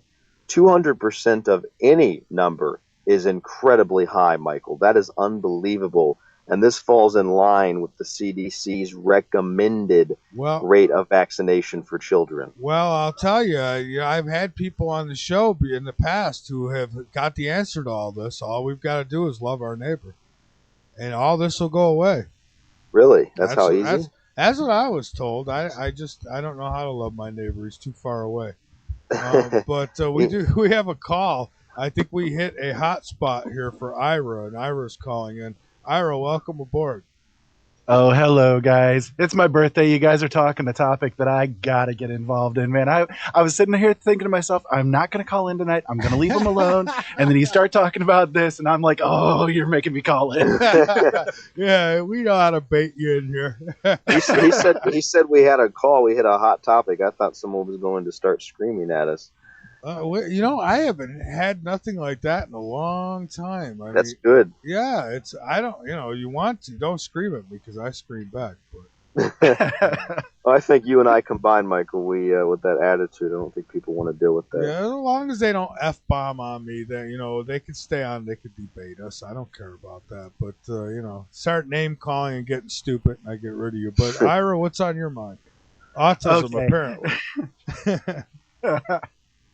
Well, okay, you guys were talking about some of the things with the whole measles outbreak and all of that kind of stuff, and how they're going against the people that are supposedly anti-vaccine, and it's getting to the point where they're leading us with a trail of breadcrumbs to the point where we're going to have to take vaccines at the point of a gun. It's coming to that. You can see where they're leading us. But I have two questions that I have to ask regarding this whole measles outbreak. The first one is, how many of these kids, and we're never going to hear this, but how many of these kids that are supposedly coming down with it, and it's like, up to 102 at this point, how many of them are unvaccinated, and how many of them have been vaccinated? Mm-hmm. That's the first question. Very good question. Well, the second question. Go ahead. I was just going to say, and I'll tell you, I've been calling this for a while. The borders being open, these cases that are coming up, I can guarantee you, if you look into them, I would bet anything on it. They're illegal immigrants who are coming in with if these are even real, then that's who's coming in with it, and they're using them to push the vaccination agenda. But go ahead. That's the second question, actually. The second question is, why is it that the outbreaks that are going on currently with the measles are the same areas that all of those illegal immigrant kids were sent to last year? They're the same areas. Right, and you know what? When I call something out, Michael gives me credit for it. I've got to give Michael credit for calling this stuff out every single night for the past 4 or 5 months. It's the same exact thing you've been saying, Michael. This is all about the illegal immigration. Yeah, it is. That's what it all comes down to. And now they want to fill Detroit. They're talking about filling Detroit with, so they're basically they're pouring it out to us and saying, look, guys, we've got the solution. Don't worry about overpopulation. These people won't be no bother to you. We'll just put them in Detroit where nobody else wants to live, where we're selling houses for $120 right now. We'll put them in there, and it won't be no big deal, And so this is what they want to do. But on the vaccination level, but let me tell you what else they plan on doing now that we're hitting that area, is that under President Obama's new policies, it would enable illegal immigrants to get extra refunds from the IRS for money they earned. Get this, they earned it while working illegally in this country. God. So they will be able to file tax returns. So I guess if you have been involved in drug distribution and you have been arrested for that, you should be able to file a tax return for, even though it was illegal, you should be able to file a tax return for those, 3, 5, 8 years that you were selling drugs. And so you'll get a tax return and you'll pay a little tax on it. I think it should work both ways. So my question is this: why in God's name are we following these laws when nobody else has to? Consent. Yeah, we've exactly. consented to it. It's not just that, but also think about it this way. President Obama is currently in litigation with the Supreme Court. It's going to be coming up within the next couple of months that they're going to decide whether or not he is considered above the law on the laws that he follows or not. Jesus Christ. And if the president is above the law, then all the rest of us are as well. Well, that's what it comes down to. Well, I want to know why people are sitting on their asses and allowing this to happen. Because I'll tell you what, this is what every single American citizen needs to do right now. If this happens, and we know it's gonna, because, Obama keeps his word when it's against the Constitution. All right? So if this happens, every single damn last one of you need to get them W-2 forms and wipe your ass with them and throw them out on the street. And everybody just say, no, we're not doing it anymore. And what are they going to do? Come arrest us all? Everybody needs to do it. It takes every one of us to make these things happen, because this is wrong. You do not come into a country, break the law, and then you get to file tax returns for the illegal activities you participated in. Are you kidding me? Unbelievable. I know that totally pushed my button as well, Michael. It really did. It's like all of this stuff. You're looking at it. It's maddening, and it's like it's designed to blow the fuses of those of us who try to talk about it, just so that we'll end up shutting up because we can't talk about it anymore. Can't take it anymore, right? Well, look at and the people that don't talk about it, that are very complacent, brainwashed, dumbed down, docile, and just in a freaking trance 24 hours a day, obsessed with meaningless garbage. These are the people that look at that, and since they have amnesia and they don't remember what happened 5 minutes ago, they don't even remember what they ate for lunch, they turn around and they think that all of this stuff just makes plenty of sense, because they should put all of their trust in government officials or a higher power, and they should bow down to that higher power. Nobody is above the law. I don't care if you're black, white, green, purple, yellow, Mexican, or anything in between or outside that realm. You're not above the law if you're the president. I don't care if you're black, smoke cigarettes, work for the CIA. Yeah. I don't care who you are. It's crazy. There's people out there who will say, oh, well, don't you got to have love for humanity and da-da-da. Look, but you got to have common sense too, all right? We've got borders. This is our country. Okay, I know we're going to get into the history of how it became our country, okay? But the fact is, I had absolutely nada to do with that. I was born here. I am an American citizen. I follow the laws, and I expect every damn body else to follow them too. And when you don't, you should be dealt with. And right now, we've got a government that has gone totally treasonous on us. These borders are open for a reason. They say, oh, it's impossible to guard the entire border. Horse crap.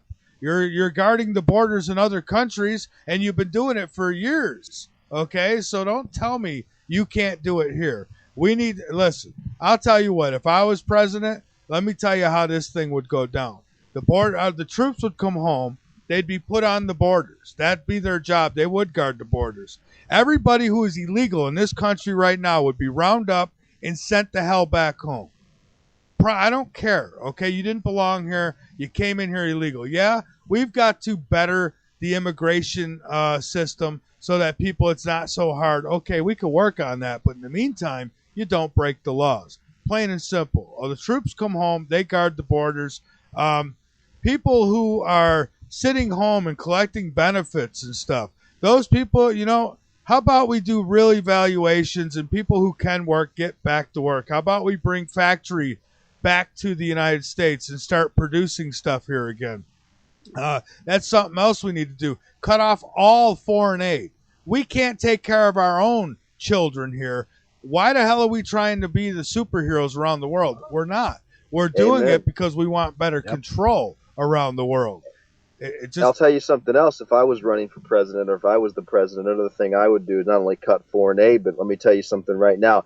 Every one of these scumbag traitors that work for the United States government that have dual citizenship in Israel or any other country are kicked out on their asses, and Congress and the Senate, who have lifetime pensions and vote, the only thing they can come to an agreement on is voting to give themselves a pay raise. They're kicked out on their asses, and the only people that are allowed to run for Congress or the Senate are people who have the true best interests of the people at heart, and they make next to nothing. They make what the average person makes, so they understand what it's like to live in poverty and live in filth and disgust, because the rich people are at the top of the pyramid sipping champagne and eating cake. And every one of them. And if you get caught in buyouts, when we're representing the public, you're hung. You're done. You don't do it. Just you don't want it, don't do it. And I actually have a couple of fantastic quotes I think are perfect for what we're talking about right now, guys. The first one comes from a man named Garrett Winstanley from England in 1649. And this has to do with the law and legality. He says, "For what you call the law is but a club of the rich over the lowest of men, sanctifying the conquest of the earth by a few and making their theft the way of things. But over and above these pitiful statutes of yours that enclose the common land and reduce us to poverty, to make you fat stands the law of creation, which renders judgment on the rich and poor alike, making them one.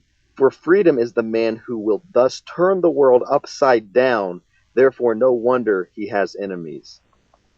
Well, yeah, and just for the record, one more thing I would do. See, they say, "Oh, Mexico's corrupt and they're having all these problems," and see, being that people want to cross the border and come here, and they want to change our laws rather than stand up in their own country and change the laws there where they live or are supposed to live.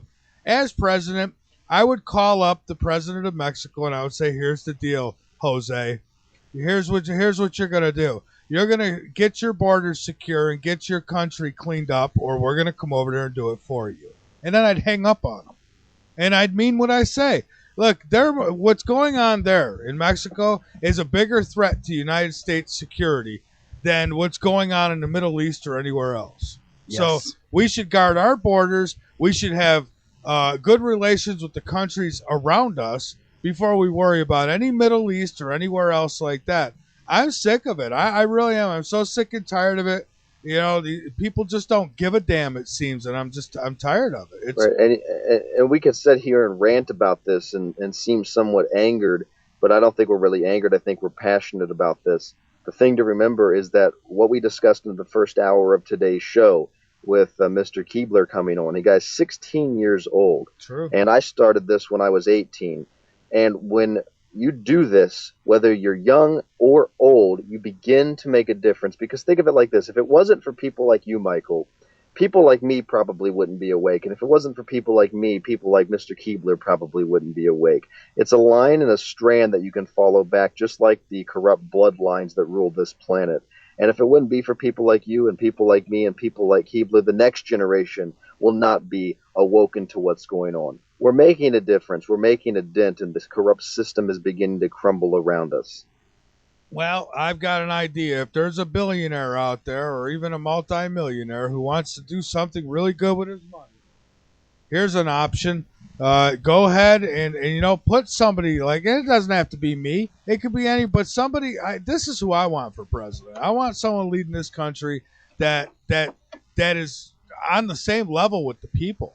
Like me, I would go in there and I'd need guards to make sure I didn't get shot, because I'm telling you, shit would change overnight. The night I got in the White House, people would be getting Rick Jamesed and sent out that door.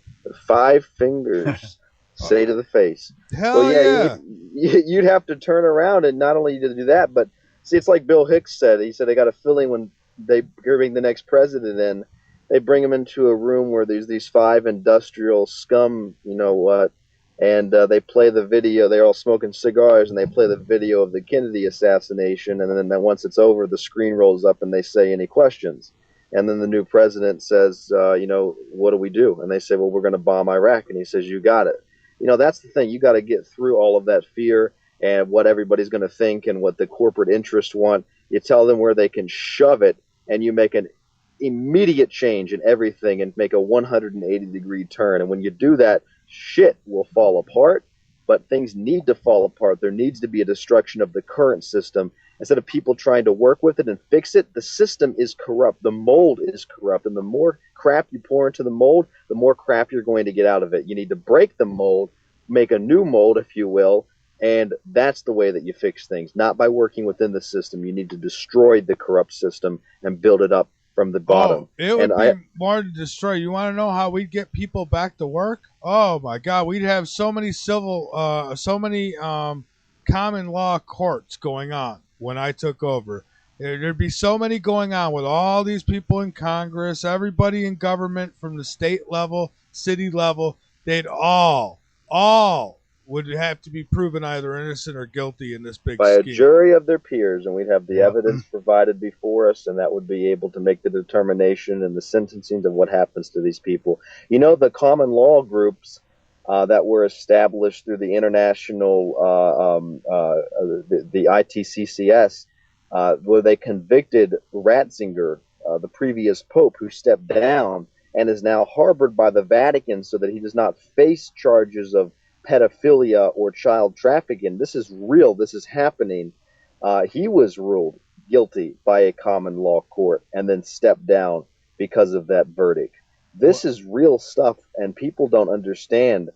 Just like you talk about W-2s and taxes, you do not have to legally pay taxes. It only becomes legal when you consent to it and do it out of fear of what's going to happen if you don't do it. Yeah. And like we said, Michael, the minute that everybody steps up and says together collectively, no, we're not doing this. We're not funding a terrorist entity. We're not going to fund the murder of children and the desolation of foreign lands and the murdering of innocent people for resources so corporate international America can gain a certain percentage and cast everybody else into the pits of poverty. We're not going to do this anymore. Things would change immediately. And that means when we take to the streets and we protest, that when somebody does get out of hand and say, let's burn this bitch down, everybody grabs him and he gets locked up. Because you hit him over the head. You say no. Yeah, we don't let their little trolls infiltrate and cause problems. And, you know, and this is the bottom line, folks.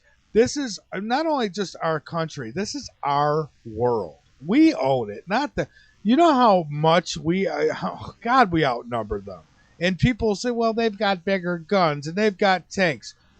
You know what? I'd rather go fighting than go on my knees, for personally. So, you know, we could change this.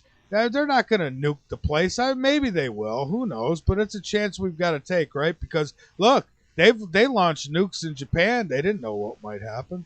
They took a chance with our lives, and they're going to keep taking chances with our lives. Because why?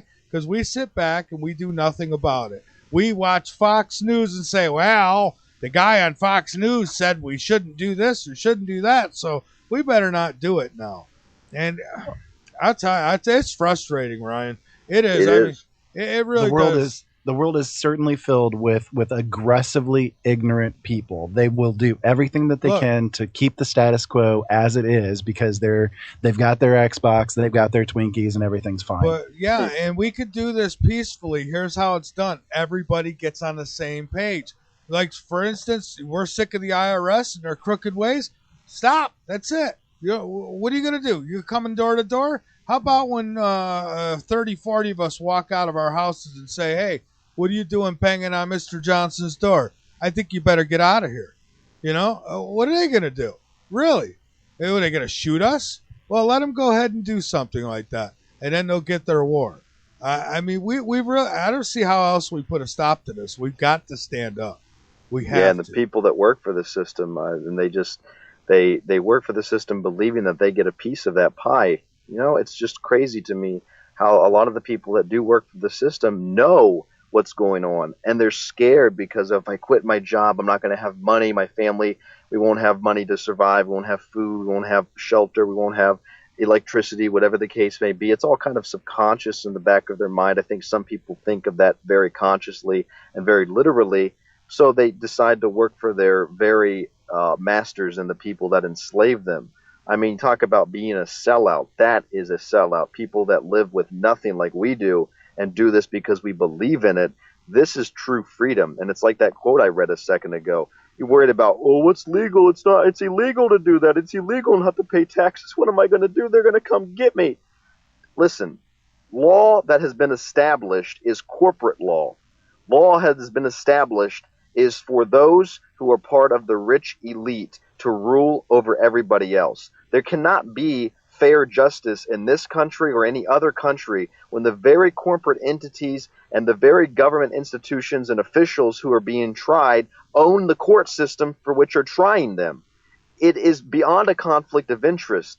It's a big farce and it's a scam. And there's a huge difference between what is lawful and what is legal. And there's a huge difference between an American citizen and a citizen of the United States of America. And if we can understand little things like that, you could begin to break the spell that this corporate, fascist, socialist, communist society has on you. Wipe those soap suds out of your eyes and wake the hell up. For God's sake, it's 2015. Get off your damn knees. Yeah, and at the same time, they're trying to implement the whole transatlantic partnership, and the TPP and the TTIP. Between those two, this country and all the countries that signed this treaty are doomed. All the citizens of these countries are doomed. You look at the situation with the TPP. One of the things that's in it is that if a corporation thinks that it's going to lose a certain amount of profit because of a regulation or a law that's put into place, they can sue that country that put it into place and get the money that they claim would be lost off of those profits. And who's paying for it? We are. You know what? Think about this for a second. Let's look at things historically. Let's look at the American Revolution. You know, those who stood up and fought to create this republic, which it's a republic, not necessarily a strict democracy like we believe. What did they do? They formed a Declaration of Independence, which was high treason. Right? Am I mistaken about that, guys? No, you're not. You're right. Wasn't that act? Yeah, it was high treason. So what we're doing is now considered high treason, which means for those people that stand behind the Constitution, the Bill of Rights, who have never read it or even heard of the Declaration of Independence, and they stand behind that claiming they can do whatever they want. I have free speech. I can do whatever I want. I don't have to care. The government protects me. We're America. Yeah, land of the free. 64 ounces and shotguns. Ride down the road in your big SUV with your oversized family where everybody's got obesity and diabetes, and you have that image in your mind when the exact entity that you're protecting because you believe that they protect you, these are the people that are in charge and that have wiped out and abolished your liberties and your freedoms and the perception of what you thought made this the land of the free. The same entity that the founding fathers, if you will, fought against is the same entity that is in control and in power right now. I don't care if you call them the Vatican, if you call them the Roman Empire, or if you call them the Egyptian dynasties. It's the same bloodline and the same control system coming down from one civilization to the next civilization. It's the same bloodline from one person to the next person. You can literally, I didn't do it, AncestryReport.com, they traced the bloodline back. It's the same people in control every single time. So when we talk about things like this, you're damn right it's radical. And it goes against the system, and it needs to, because this is the new American Revolution. And I don't know what's going to come out of it, but I know how it's going to start, and it's going to start on a grassroots level like this, except this digital age has now turned into the meeting of patriots in taverns a couple of 100 years ago. This is the new meeting of patriots, but we're doing it digitally, and we're doing it out in the open in cyberspace.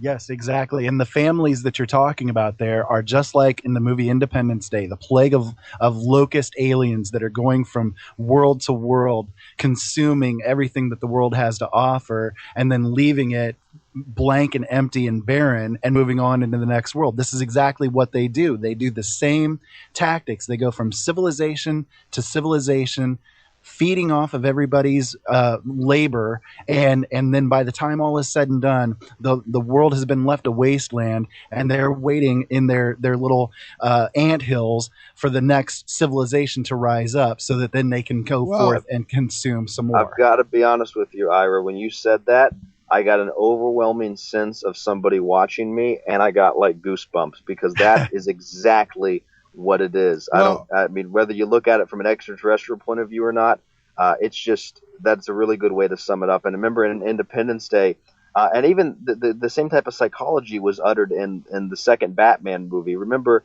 when Alfred was talking to Bruce Wayne about how you catch somebody as sadistical as the Joker. And he said sometimes people can't be reasoned with, they can't be talked to, and they can't be bought off. Some people just want to watch the world burn. Yes. And remember in Independence Day, when that alien came back to life down there in Area 51 and took control of the doctor's vocal cords, and the president asked him, "What do you guys want?" And the alien responded, "For you to die." It's not something that they want from us. They want our eradication so that they can continue to live as a parasite. Exactly. Exactly. You've got it right on. Well, I'll tell you, I don't know what what the role of ET is in all this. I really don't. I'm sure there's some, don't get me wrong. But for me, I'm more concerned with the human beings. That's the evil I'm seeing. And these dead elites now, and Ryan, you've seen this. You were talking about how they're going to leave us a wasteland.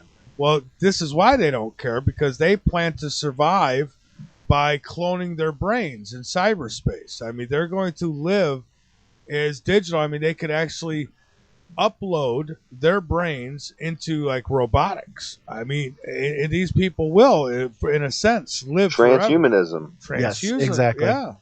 Bill Gates said a while back, I'll paraphrase the quote here, I might not get it exactly correct, but the day is swiftly coming when every knee shall bow before a silicon fist and you will all beg your binary gods for mercy. But not if we do something now. This is what I mean. I mean, we let it get to, I guess maybe human beings love to challenge, but I don't know. If you look back in history, you can see that a lot of times human beings lose those challenges. So it might be a good idea to get involved now and do something about it, because, people are worried about, Planet X coming and things like that. And maybe it is, but you ever think that could be a blessing compared to what could happen? I mean, we could be locked up in FEMA camps and have to sit there and watch our wives and our daughters sexually abused while these sickos just... this is what I worry about. I mean, come on. Well, look at what's happening in Europe with activist groups. And this is actually one of the points I wanted to make when I was talking about radicalism and talking about Britain and the American Revolution, is that the founding of this country was built upon revolution and high treason. And the foundation of the next new superpower, if you will, the next new system that will come out of this one, will be formed from what we're doing right now, and that is an act of treason against a tyrannical, corrupt system. But the act of treason in the truest form of the republic and democracy, how it was established, is the definition of freedom, standing up to those tyrannical powers. So you might say that it's radical, but what we need is what some of the groups are doing in Europe. And when, let's say, a company like Monsanto, which has been kicked out of Europe for the most part, at least initially, when they plant one of their test crops, guys, activists go out and burn the fields down. That's the kind of thing that we need. And companies, you say, oh my God, they're burning fields down. They don't want the starving kids in Africa to eat. Well, listen, the kids in Africa don't want your shit either. They send the packages back. Yes. It's so true.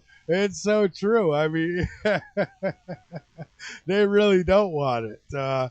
Guys, we got to take our last break, and then we'll come back and talk some more. And, I know we sound all doomy and gloomy here, but, folks, we're not telling you anything that's not true. We don't want to sound like fear. No, hell no with fear. I mean, me personally, I'm not afraid to die. I don't want to die. I'd like to be around, but I'm not afraid to, because the moment you're afraid to die, they got you. They got you by the cojones. So don't be afraid of that. I look at my children. I look at Autumn's children. I look at, and my grandchildren. I see the smiles on their faces, and I say, you know what? I'm not important. You are. And I'm going to do whatever it takes to make sure that your future is secure for you. And if that means that I have to get run over by a tank or blown up by a bomb, then so let it be. But I'm going to do everything I can, because they don't deserve to be left this world in the condition it's in because their parents were too damn lazy to get out from in front of the television and do something about it. Yeah, because Daddy wanted to get laid and play video games. Oh, Daddy don't even want to get laid no more. Daddy just wants to play video games all day and night. That's all Daddy wants to do now. He'll even hold his job. You're right. I'll stand corrected that. There's like such a divide between male and females now. It's just it's unbelievable with the social networking and the video games. You actually are really right about that. Yeah. It's not even about sex anymore. It's just about filling your mind with anything that can keep you distracted from your life, being completely blind, brainwashed, and in a trance. All about zombification and entertainment. Oh, yeah. And a lot of them will hold a job like at Walmart or McDonald's or something because they have to have a little money coming in so they could buy the newest game that comes out. You got to buy the Mountain Dew when it comes out. I hope you're off Mountain Dew. Oh, I haven't touched that stuff since my heart attack. Good deal. Oh, Good deal. No, believe me, I've changed some things, man. Well, I quit drinking it about 2 years ago myself. Yeah, because I used to tell you when we first met to get off that crap. Oh, and get this. So we went visiting a couple weeks ago, and all they had was cans of Mountain Dew. And, I opened one, and I took a sip, and it was like, ugh. I mean, after being away from it, I couldn't drink it. It's like it's a contraption of chemicals just floating there. It's like, you just put the witch over the can as she stirs the brew and the stick melts away. That's what I think. But guys, let's take this break and then we'll come back. Call-in number is 803-317-2264 if you would like to call in and get on the subjects here. We're also going to get into a couple other things too, not just the government, but this had to be said. I mean, I'm seeing here where they want to now let people who have broke the law come in and collect back taxes for the work they've done. I mean, let's go to Mexico. Let's jump over the border. Let's go to work and let's tell their government, hey, you're going to pay us for being here while you're at it. Brandon, you know what? In that regard, I have a quote to finish us out for this segment I think will be really great. Okay, sure. Because in relationship to that and whether or not that this is a conspiracy or whether it's just a trend of events that happens to go in the favor of the rich and the wealthy and the elite, it's a little bit of both. But I got a quote from an author named Gary Allen, and he says that, quote, if we are dealing with the law of averages, half of the events affecting our nation's well-being should be good for America. If we are dealing with mere incompetence, our leaders should occasionally make a mistake in our favor. We are not really dealing with coincidence or stupidity, but with planning and brilliance. Mm-hmm. Amen. Yeah, absolutely. All right, guys. Well, let's take this break, and then we'll come back. We'll talk some more. I wanted to get into Europa just a little bit. They're planning on getting there by 2020, and they believe that that's the best chance of finding life. I'm not so sure about that. I think Mars is a pretty good option too, but we'll talk about it when we come back. And anything else anyone wants to get into, we invite you to call in. Even if we don't like you, you can call in. Just keep it civil. 803-317-2264, and we'll be right back.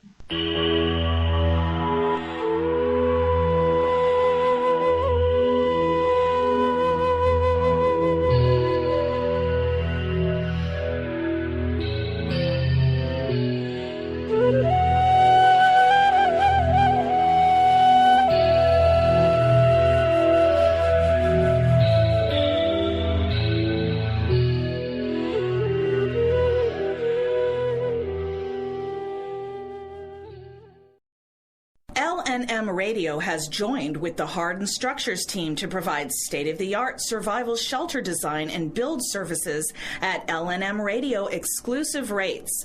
Hardened Structures, with over 21 years experience in military, commercial, and private shelter design build services, are also offering LNM Radio listeners a free consultation, normally a $500 value. So click on the Hardened Structures banner on the home page or the chat and listen page and have peace of mind that no matter what happens, your family is protected. The LNM Radio Network and Late Night in the Midlands depends on you, the listener. Without you, there would be no us. So help us continue to bring you the best guests with the best information and subscribe today. Information on becoming an LNM subscriber can be found at the top of LateNightInTheMidlands.com. Just click the About Subscriptions tab and become part of the family while helping the truth stay alive. And while you're at it, maybe subscriptions aren't for you. A one-time donation helps as well. Click that donate button on the right side of LateNightInTheMidlands.com and help us help you. Tune into The Family Factor with Denny C. every Monday, Wednesday, and Friday morning at 5 a.m. as he looks at all the challenges facing the family today. Denny will give you a refreshingly new look at tackling some of the biggest issues. So start your day off on the right foot with Denny C. and the Family Factor, right here on the New Spark Radio Network and K98Talk.com. L&M is looking for sponsors. Authors, this is a great opportunity for you. We are offering to post an image of your book on LateNightInTheMidlands.com and link it back to you for as little as $20 a month. L&M is expanding, and with more shows comes more traffic. In return, could be sales for you. Late Night in the Midlands is listened to around the world on several networks, including AM and FM radio.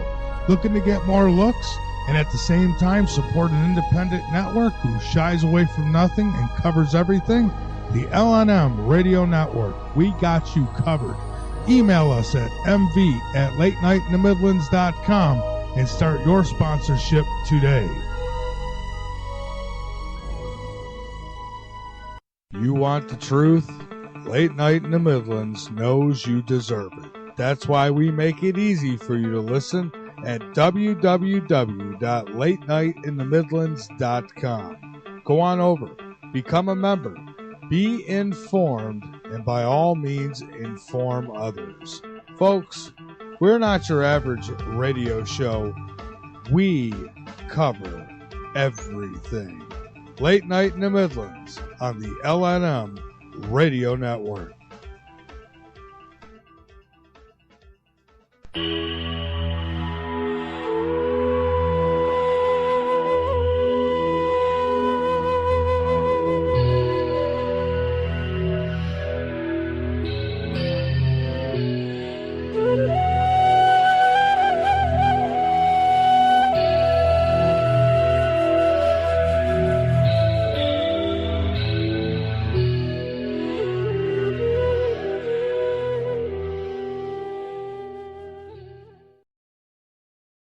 And as we have been programmed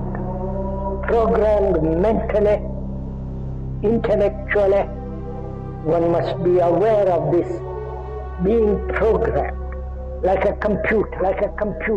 The programming that we are constantly assaulted by throughout our life conditions us, it programs us to a particular worldview.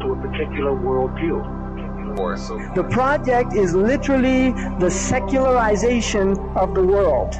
New secular or worldly order. A new study says the news media have been pushing a gospel of godlessness on the American public. Because this media is here and designed to make sure that they ask no critical questions. To make sure that the only thing that they are concerned about is having a good time. The only thing they're concerned about is filling their bellies. The only thing they're concerned about is acquiring more and more material things. And so that is why today, one of the struggles that you have as young people, that when you want to do different events and you want to talk about real issues, you have the struggle of many of your peers who've been so conditioned in this matrix that they would rather party than listen to the truth. They would rather party and shop and go to the mall than to stand up for issues of justice. They're stuck in the matrix. But you have the responsibility of helping to wake them up. Now, how do we know that there's a God? After having been thoroughly brainwashed. And how do we know that there's a creator?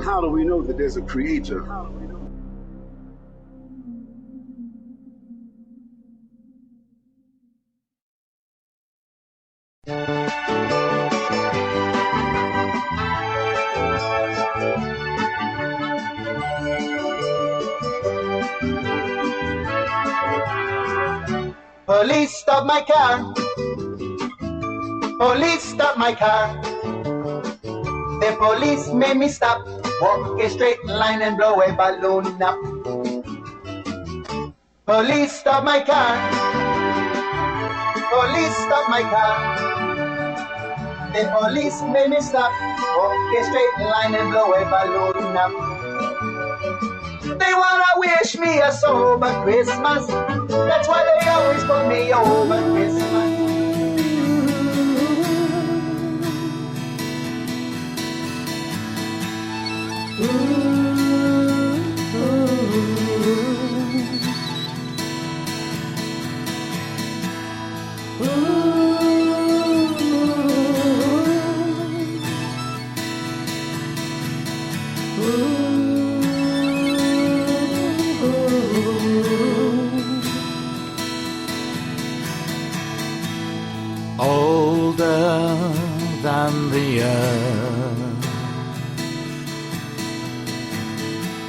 for space and starlight. First there was thought, and then there was light, and shimmering on the dark ocean, in the falling heights, you were brought into a world. All right, we are back. This is the Last Frequency. I'm Michael Vera, and I have Ryan Gable, who is my co-host, and of course we got Ira on the line, who hosts his own show, and he's called in tonight to join us. This is Don O'Malley. That's the name of the gentleman who sings this one. A lot of good music that has been sent in to me, so I thank everybody for doing so. And you get I don't know, they're picky. iHeart, as a matter of fact, wouldn't take the show on and list it in their listings because they said we play our music too long. You know what? Kiss my butt. I don't need you. So Right. yeah. I found a funny story while we were on break. Did you hear about Brian Williams in the news? You know, the guy Yes. You hear about that, Michael? Brian Williams. Yeah, from NBC. Oh, yeah, that he lied. Yeah, he lied. He was never on the helicopter that was shot down. Are Yeah, that's you how he got kidding me? famous. This guy should be fired immediately. Well, he's not going to get fired because they knew about it, too. Everybody's in on it. The whole news agency is... And the people that try to tell the truth, like Dan Rather about Bush's military record, he's fired. Yep. Isn't that something? I'm telling you. Look, this just goes right there to support the argument that I have put out for a long damn time now that it's all lies. I told you CNN was using green screens when they go, we're talking to Jerry live in Afghanistan, and then the screen falls and they're not really anywhere. I mean, come on. So then we give them another chance. Well, they lied once. They're probably not lying now, though. I mean, for me, I've got to call a timeout. Because when you think of something like that, if you're watching the news, any news, and I know a lot of people don't anymore, but if you're watching the news or you're watching some political speech and it becomes known to you that not only are they lying, but they're going through an incredibly somewhat complex system to be able to put a green screen up and to have a script written and to act it all out just to sell you a story. It's a little bit beyond lying. And for you to just say, it's just one time, you're delusional. In my opinion, that goes right along with pulling the fire alarm and screaming fire in a crowded theater when there is no fire. Right. It would be like if you're married to a woman and she just openly cheats on you while you're home. She invites the guys over and has sex in your bed with him, like openly. And you say, well, she did it one time, she won't do it again. Yeah, you're delusional. As long as it keeps her happy and she don't leave me, I don't care. That's pretty much how people are. Right. And I mean, I know that news numbers have fallen dramatically in the past couple of years. Well, so hey, I tried to help out that Nancy Grace, I think her name is. I tried to help her out. I told her I'd come on, and she's not taking me up on it yet. I'd be glad to come on and bring her ratings up a little as I school her on marijuana. You could definitely help out Nazi Gross for sure. Yeah, I would love to help her out. Her, even that Sean Hannity, any of them guys, they need a little help. I'd be glad to come on. I met Brian Williams. I met Sean Hannity. It's like a whole nother, not like I met them like, oh, hey, nice to meet you. It was more like a passerby in the media room. And the people, it's just to see it firsthand. I did a hardball with Chris Matthews. I was there with Brian Williams and then Sean Hannity at another event that I went to. And it's just a whole different world. I had somebody I knew from CBS Radio who interviewed Sean Hannity. I've told this story, interviewed him after he was done on television. And he's standing there. I got pictures of it. He's standing there And the guy asked him, so who do you like in this presidential race? And Sean Hannity responds, I'm not really crazy about anyone. Although 10 minutes ago, he was standing 10 feet from there on a chair in front of a TV in front of millions of people saying, Mitt Romney, Mitt Romney, Mitt Romney, Mitt Romney, because it's his damn job to do that. Yep, exactly. They're actors on a stage. They're reading from the teleprompter. That's a script. They are literally Hollywood actors that are put forward as being these journalists, giving you their solemn and their duty is to report the news and to keep America safe, you know, and it's all fake. It's all Hollywood, every bit of it. And again, that's where our taking control comes in. All you got to do is not watch it. If their ratings go down in the dirt, which they will, they just don't turn them on. Right. It's that we'll see simple. what they do is as their ratings go down, they try to find things to boost their ratings. So what do? Like Fox News goes and posts the entire 22-minute length video of the execution of the Jordan pilot. The ironic thing was when you watch the damn thing, it's at the very end of the video, Michael, is the actual execution. Yeah, it's a bunch of propaganda until the very end when they finally go ahead and show it. And what you see is you got a bunch of, they look like they're wearing our Desert Storm outfits. I don't know. We probably left some behind. Yeah, they look pretty brand new. Probably made in China, distributed through Walmart. But they're wearing these things. They've got guns. This guy's in a cage, but they're all standing there with guns. I don't know, in case he turns green and starts ripping the bars apart. I don't know what that's all about. You wouldn't like him when he's angry. Yeah, and then I guess they doused him with gas because I didn't see that part, but I did see him get a torch, and they put the torch down on the ground, and the flame goes into the cage. And now, this is where I have a problem. Okay, the cage goes up in flames. This guy he's standing there the entire time, just holding his head, looking down, and he's standing there, and while he's apparently burning up, and I don't know, if I was on fire, I think I'd be screaming, I'd probably fall down, try to roll around, there'd be some right, unless things, you're like that monk. Well, yeah, and you wouldn't have no control over your actions, because you're on fire, hello. I've been on fire before. Let me tell you, I put a smoke bomb in my back pocket when I was, I want to say about 14 years old. And we used to do that and think it was fun. And we'd run up and down the sidewalk when the traffic was all lined up and make them think we were on fire. You know, we thought that was fun. Well, one day the smoke bomb caught fire in my back pocket, and my shirt, my underwear, my jeans all caught on fire. And it actually burnt a pretty deep hole about the size of a quarter in my back at the time. And I could tell you what, when you're on fire, you're doing some things. You're not just standing there holding your head. And so for me, I'm going to say I don't trust what they're showing there. Now, is it an actor? I don't know if it's that far. I think it's more Hollywood techniques than anything else, but I could be wrong. But that's my opinion on it. Well, you can explain Hollywood techniques pretty simply. Nowadays, most things are done through computer generation. I mean, I have if you do it properly, I have an editing program, just basic Adobe, where I can make a building look like it's on fire, like legitimately look like it's on fire. I mean it's me. I'm 24 years old. I went to film school, and then I do a radio show, and I can do that. Well, and here's the thing. Now you didn't see the entire video either. It was like first you see him on flames for I don't know, a few seconds. Then it goes back. And then they like flip, and all of a sudden there he is, black and crisp, and he finally falls over. And I'm like, holy Bugs Bunny.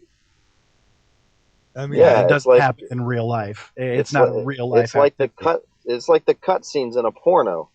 Yeah. Well, yeah, really. I mean, that's what it is. And so I don't know. For me, it's just more propaganda. If the guy really did get burned up and die, it's still propaganda.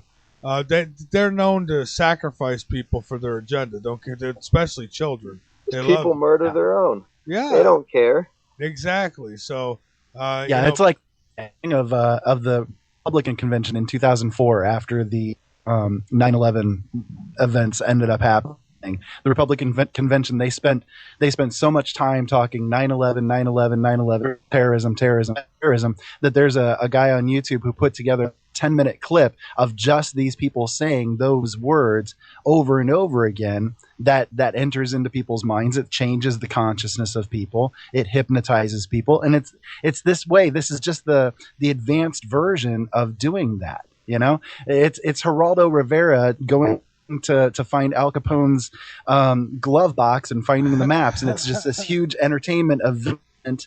It's exactly the same. They're just after the money. They're after the numbers. We're so obsessed. Think about this, guys. So obsessed with image that we can, just constantly try to promote freedom, democracy, get the terrorists, biological weapons, chemical weapons. They promote all the fear and then promote the good things like freedom and freedom of the press and freedom of this and that. And they do it so much, like politicians, like George Carlin said, it's like a nervous twitch they can't get rid of when they talk about, protect the children. We need education for the children. It's just nonstop. But think about it like this.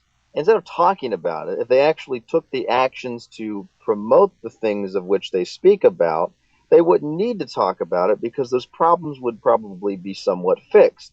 By talking about it and not actually doing anything, that in and of itself shows you that there's more to this social issue than meets the eye. They're consistently talking about it because there's no actual agenda to fix anything. It's all about greed, money, power, control. And the thing is, it's like, there was an episode of Sunny in Philadelphia. Have you ever seen that show, guys? I have. Okay, so there's an episode of A Sunny in Philadelphia, and these guys that do the show, they write it, they edit it, they do all of the stuff. They're actually really smart. They talk about politics, and they take on these big issues on the show. And it was an episode where Frank, which is played by Danny DeVito, he gets in with this guy who's got like a kind of like a pageant show for little girls. And Danny DeVito's afraid of this because the girls are really young, and he thinks that he's going to get arrested for molesting some girl or being associated with that. So he suggests to them that they sing a song about how they don't diddle kids or they don't touch kids. And it was funny in context of the show. And one of the other people said, there's nothing that's going to get these people to think that you're touching their kids any faster than singing a song about how you don't touch their kids. And if you relate that to politics, all they do is talk about it. We got to protect the kids, protect the kids, protect the kids. We got to get rid of the drugs, get rid of the drugs, get rid of the drugs. Meanwhile, they're the ones that are bending the kids over. They're the ones that are selling the kids. They're the ones that are bringing the drugs into the country. Education, education, education. Meanwhile, they're promoting Common Core and a system of indoctrination. They turn around and say, we got to believe in God, believe in God, believe in God, while they're turning around attending a satanic black mass. It's the opposite of what they're promoting. They give you the image of what they want you to believe, and then they turn around and they do the exact opposite. Yeah, and Yes. Hey, going back on that illegal immigration thing too, part that I didn't get to is they're actually what their plan is to get all these illegal immigrants who file their taxes to all get Social Security numbers. So then they'll be able to vote. And maybe at some point the voting will actually be legit because they'll have the crowd voting that they want to vote. Oh, I'll tell you what, down here in Florida, guys, I mean, probably not as much where you're all located. I forget where you are, Ira, but in Florida, it's like a constant barrage. I don't even watch the news, and it's just, you can still hear it all over the place. Oh my God, Jeb Bush, you should vote for him because, listen, here's the justification. That guy, he speaks Spanish, and he relates to the Spanish people in Florida. And he look at this guy. He's in shape. He lost a bunch of weight. He's not fat as much anymore. You should vote for him. He's such in good condition. Oh my God, it's unbelievable. It makes me want to throw up. And then we'll truly have the monarchy in place, right? Yeah, exactly. I mean, I've got to juice celery to get my blood pressure down when I see stuff like that. Commit an act of terrorism when I see crap like that. I mean, I don't disagree. It's crazy. And people just fall for this over and over again. It's like you were saying earlier, I think it was Michael that was saying it earlier, that people they have this amnesia, this state of amnesia. It's like 2 months later, they completely forget that any of this stuff ever happened. And it's, is it the fluoride I don't even know if it's the fluoride. I think it's because of something that I talk about lately on my show is that people, the mind really is insane. It does everything that it can do to keep the status quo, to keep yourself in the same stresses, circumstances, events that you're going through, because it's a matter of survival. If you were to do anything otherwise, you're going to die, or at least so the mind thinks. And these people know that. At that point, yes, exactly. They're really pushing that point that they're really drilling people down so that they are remaining in that status quo. And it's too easy to blame the fluoride. Yeah, the fluoride contributes. Like Ryan said before, it's not just one thing. It's several things together. Yeah. And certainly people's thoughts in their minds, their brains, their consciousness is being affected horribly by not only the substances they're being poisoned with, but by the things that they're watching and viewing and taking in to their consciousness, to their subconsciousness, such as TV.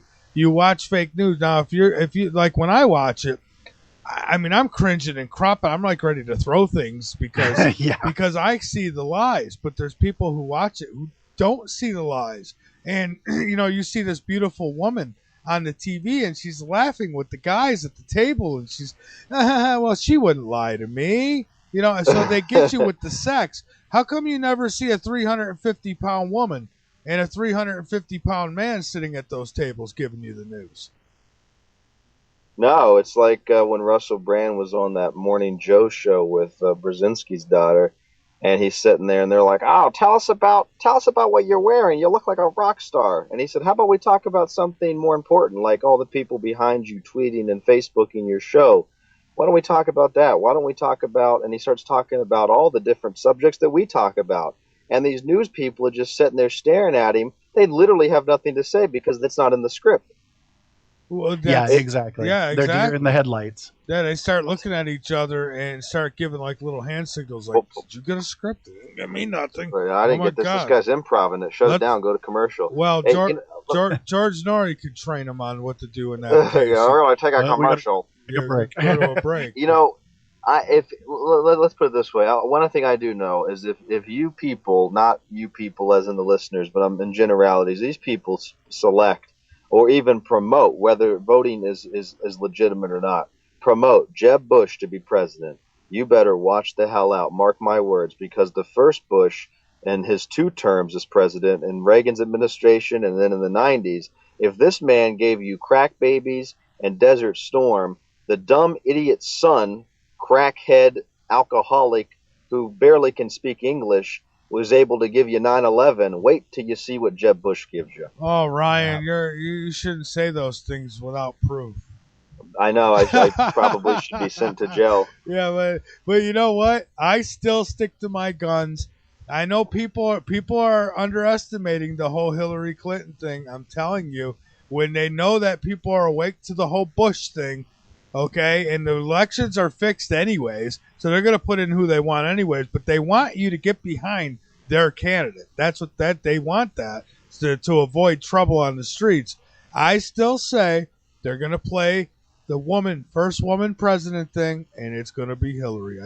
I don't want it. Unfortunately, I think it's going to be hillbilly as well. Yeah. Well, they're going to promote it. I mean, I'm not sure 100% if not they're going to pick her, but I think that you're right on track. At least now that's the image. This is kind of vulgar and gross, but maybe she gets into office and some stuff starts going down, and maybe there's a scandal. Someone ate her out in the Oval Office. There you go. Yeah, exactly. They blew her husband. Maybe they'll blow her too. Well, and you know what? And then when they're done with her, if they still haven't completed the agenda, which I don't see how they couldn't. I mean, they should have it pretty much complete by the time Obama's done, I think. But if they still haven't, then the next one will be, well, now we need the first gay president, because they'll keep rolling them out, won't they? They'll keep rolling out the first. Everyone, just like, people will root for, say, if the Cleveland Browns got the Super Bowl, people root for them because, well, they've never been there before. It'd be nice to see them win one. Yeah, I've heard of people legitimately voting for candidates just based on the fact of, oh, he looks nice. Look at his hair. Great haircut. They vote for the person based on that. What the hell is wrong with you people? That is spitting in the face of democracy. It is. Get out of here with that. Come on. That's the kind of people that need to be deported out. Seriously. Yeah, you keep beeping, Ira. I don't know what's going on. Every now and then you cut out for just about a millisecond, and it goes beep, beep. Oh, that's weird. The NSA might be on to you now. It could be. Yeah, or it could be somebody else. You never know. It could be somebody could be sniffing glue and doing things like that. But you never know. It's not good when you sniff glue. No, I wanted don't to. sniff glue. I wanted to go back to the vaccine thing quick. If you guys don't mind me taking you there, there was actually one legitimate thing I wanted we to actually don't call mind. in I with. don't know if the NSA is going to let you do it, but go ahead and give it a shot. Hey, Ira, see if you can hang up and call back. Yeah, I can do that. Okay, yeah, do that real quick, and we'll bring Okay. you right back on because he's for some reason he keeps going. I don't know. You hear it? You hear that? I heard it too. I didn't know if it was just me or if it was him. Somebody said earlier it sounded like somebody was rewinding a tape recorder. Cassette tapes. I don't know. I didn't hear that either, but I heard this. So. Yeah, well, if it's not a bad connection, I don't know. Yeah, it's not, and I don't like being right, man, but I'll tell you what, I call these things, and I know that a lot of times people are thinking, well, he's just, trying to beef up his show, or he's just a conspiracy theorist, or this or that. And I mean, it falls right into place, but, nobody ever says, hey, you were right about that, or I give you credit for calling that out when you did. Well, you're actually wrong about that. I gave you credit tonight. Oh, when you're wrong, they'll come after you. I mean, they'll cut you up. Yeah, and something else the fake news does to boost up their ratings when they really need it, like CNN. They really needed it. They got Alex Jones to come on with Pierce Morgan, or they'll get like a Jesse Ventura on there, and that beefs up their ratings too. And I wonder why these guys would want to help them. I don't. Just sometimes that bothers me. But I have to say, if I had an opportunity to get on one of these fake news channels, I would do it just for the debate, just to tell them to go to hell. I would do it, But I don't know. These guys, they keep going back. I mean, I would only be there once. Have you seen you really have to be awake. You see the terror in these people's eyes when someone like Russell Brand got onto the television and said what he said at that one morning Joe show. Yeah, I don't believe in him either, though. I think these guys, they're sent out. They're puppets, and yeah. Well, I'm not saying that they're not, but what I'm saying is that do you see the fear in the people's eyes when somebody says something that's so outside the norm and goes against, like when those news reporters, and I know, believe me, we're on the same page on this, when those news reporters say, I've had it, I'm done, I'm tired of the lies, and they walk off. I don't know whether it was scripted or not, I don't know, but I'm telling you what, the look in the people's eyes when somebody says something like that, it's beyond a sense of like dumbness, like, oh my God, I don't know what to do. It's a sense of fear, the same sense of fear that when you're at the grocery store or you're at the retail store and you're checking out and someone, it's kind of quiet, people talking on their phones, a little bit of chatter, noise, and then someone just explodes and starts cursing and screaming at the cashier. Everybody else becomes quiet and they go into defense mode. And it's like their little world has been threatened. And that's what I see when someone goes onto the news and says something like that. And that's the kind of hoopla that people like you and I create. We create a sense of a disturbance in the fabric of the society that we live in. And when we create that kind of frustration, people get really scared. And the only way that they react to that is by reacting defensively and saying, you're attacking my way of life. I'm going to respond by attacking you. Yeah, and I've said it before. These guys, you never know. You can't trust any of them. They'll quit on air. I quit because all of a sudden I just grew some morals and integrity, something I haven't had the last 5 years I've been doing this. But all of a sudden, I don't know, it just happened. Maybe I don't know. Maybe they had a death in the family, and then they go to the internet or they go somewhere else, and now you're thinking, well, we could trust them because they told the fake news to go to hell. So now you start following them, and the fake news feeds their fakery through them. So you got to be careful. I mean, it's all psyops. It's COINTEL. Trust me, you don't give them enough credit. You really don't. But Ira's back with us, and Ira, we want to give you your opportunity to say what you had to say. Okay, is this sounding any better? The NSA they'll be back, but speak quick. Yeah, hurry up. Okay, well, regarding the vaccine things, number one, of course, they put in the ingredients that nobody really likes to pay attention to. They've got the aluminum in them. that's a neurotoxin, known neurotoxin, admitted by the doctors. Mercury, known neurotoxin, admitted by the doctors. Fluoride, known neurotoxin, admitted by the doctors.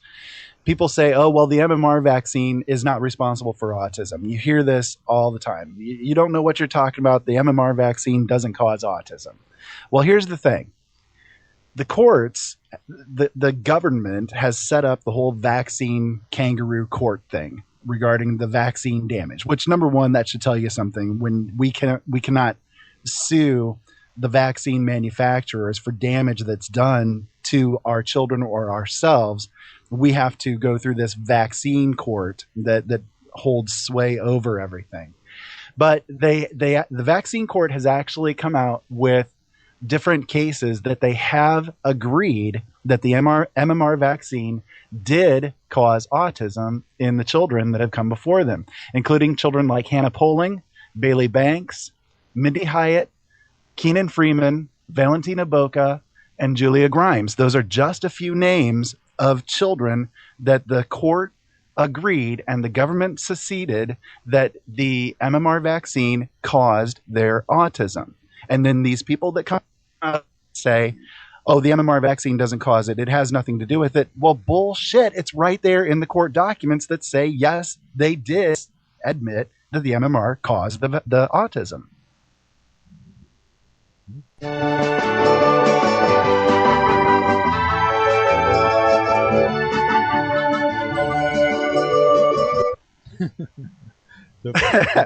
Yeah, you're. Can't argue with you. Well, what you have there is that you have the evidence in terms of the court documents that you speak of. Now, I've never seen those studies myself, but let's say that, and I can trust you on that. Let's say that you're 100% right, Ira. So if that's the case, basically what you're saying is, and you look at this in terms of social control, you did the research. You looked into the records and you found the documents. Others choose not to believe it, based not upon the actual evidence, but based upon a willingness to believe in anything contrary to the status quo, or not to believe in anything contrary to the status quo. So basically, when people tell you that you're wrong and you're crazy and the vaccinations don't cause autism, they're not saying that because they did the research or that they followed somebody who did the research. They're saying that because they're choosing not to believe it. Yes, exactly. And opinion is not truth. Truth is truth, no matter what your opinion of it is. Right. Even if in a minority of one, truth is the truth. People can believe whatever they want to believe, but the truth is still the truth. That's right. And Exactly. yes, people, you did hear music. It was this. Police stopped my car. The police made me stop. Walk a straight line and blow a balloon up. Well, we got to go to a break. He's telling the truth here.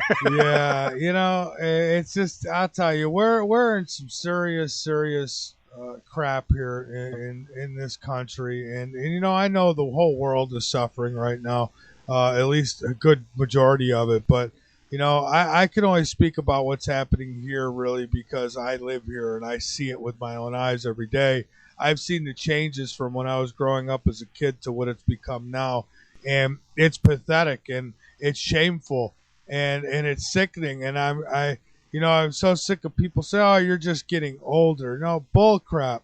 Okay. You look at some of these people, these celebrities that are put out there that these kids look up to, and it's sickening to me.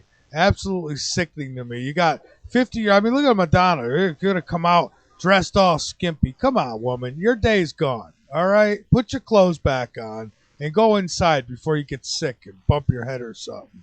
I mean, these people, I mean, you tell your kids that's garbage, and, the first thing they think is, and I do think about back when I listened to stuff that my parents didn't like. And I thought, well, I hope I never get old like that. Don't like this kind of stuff. And, well, it's changed big time. It's all about tearing down the family. It's all about tearing down the structure of the country, the family structure. They're just ripping it apart. I'm watching it fade away. And now they want to have 3 parents. They've already been doing this. Genetically modified babies. I talked about. That was on the news again last night. Oh, yeah. They're doing it. 3 parents. So now it won't matter. Gay, whatever you are. Hey, it's all good. You could have 3 of you now, and you could all be parents. You can all equally spank the child. So there you go. Have your own baby. Yeah, I'll tell you. And they say, well, look, there is something wrong with that, okay? It's not the way it's supposed to be. All right? It's not that I'm falling behind the times. I'm getting sick of these criminals playing God. They say, well, it's not playing God. Yeah, it is, because you're changing civilization as we know it. I mean, 3 parents? Could you imagine growing up with 3? Most kids can't imagine growing up with 2 parents anymore. But now they're going to have 3. Well, just a couple of months ago, they're at a school. You were speaking about the idols and things. At a school, they had a mural on the wall that ended up being damaged. I think it was by water or by an earthquake. I can't remember which. The mural that was there had icons like Mother Teresa and Gandhi and MLK and that kind of thing. When they redid the wall, they changed the mural so that now the icons that the people or that the children are looking at became Oprah Winfrey and Lady Gaga. Oh my God. And those were the images that are now there as the mural, as inspirational figures for the children to look up to. Well, it starts in your own home. I mean, people want solutions. There it is. It starts in your own home. Educate your children. Educate your family. Start there, and spread it. Spread it like a disease. Spread it like Big Pharma spreads their medications, and just spread it. That's the only way we're going to do it. We all have to be. It's just like a football team. You don't win a game unless all 11 players on that offense or defense are on the same page. If anybody's thinking anything different, doing things differently, it all falls apart. That's how it goes with us. These people are together. They are on the same page. They all have the same playbook, and they're winning because, folks, we're not coming together. Forget about race. Forget about religion. I have no use for either. Religion, races, all that, these titles of, well, I'm this and I'm that. You know what? I'm Michael Vera. That's who I am. That's what I am. And I'm not going to have titles put on me. I've said that before, and I say it again. No titles for me. It's about all of us coming together. And, I'm not going to get all corny here and start talking about how we got to love each other. I mean, that's obvious. But you got to love yourself before you can love anybody else. And you got to take care of yourself before you can take care of anybody else. And that's the bottom line. So do that, and let's get the word out. Let's start working together. Let's not let these petty little things get in the way of us coming together, because I can guarantee you this. There's all nationalities. There's all different races. There's all different belief systems sitting behind that iron curtain. They're all there together, and they're laughing. They're sitting back smoking their cigars, and they're laughing while you're falling for the horse crap. So, I don't know if this is where we intended to go tonight with tonight's show, but this is where it's ended up. And that's what I love about what we do, is because you just never know where it's going to go. And there's some things that, I'm passionate about. And the future for my kids, my grandkids, is one of them. I don't want – this country has been silently invaded. It has. And we've warned you. But then it takes a guy like Snowden to come out and say it before anyone believes it. Just, anyways. Guys, Amen, Michael. I'm actually going to let you guys go so you guys can finish. I mean to take up all your time, but thanks for letting me get that information out to you guys. All right, Ira. Thank you as well, my friend. Thanks. I appreciate it. And, Ryan, any closing statements you would care to make are fine with me. And, and we're not here just to I'm not trying to do an Alex Jones on you and tell you the whole world's falling apart and scream about it, but the whole world is kind of falling apart, and we can mend it. We can do something about it. But when you got things like Fukushima burning that people aren't even talking about much anymore, don't think that that's gone away just because the fake news isn't telling you about it. It hasn't.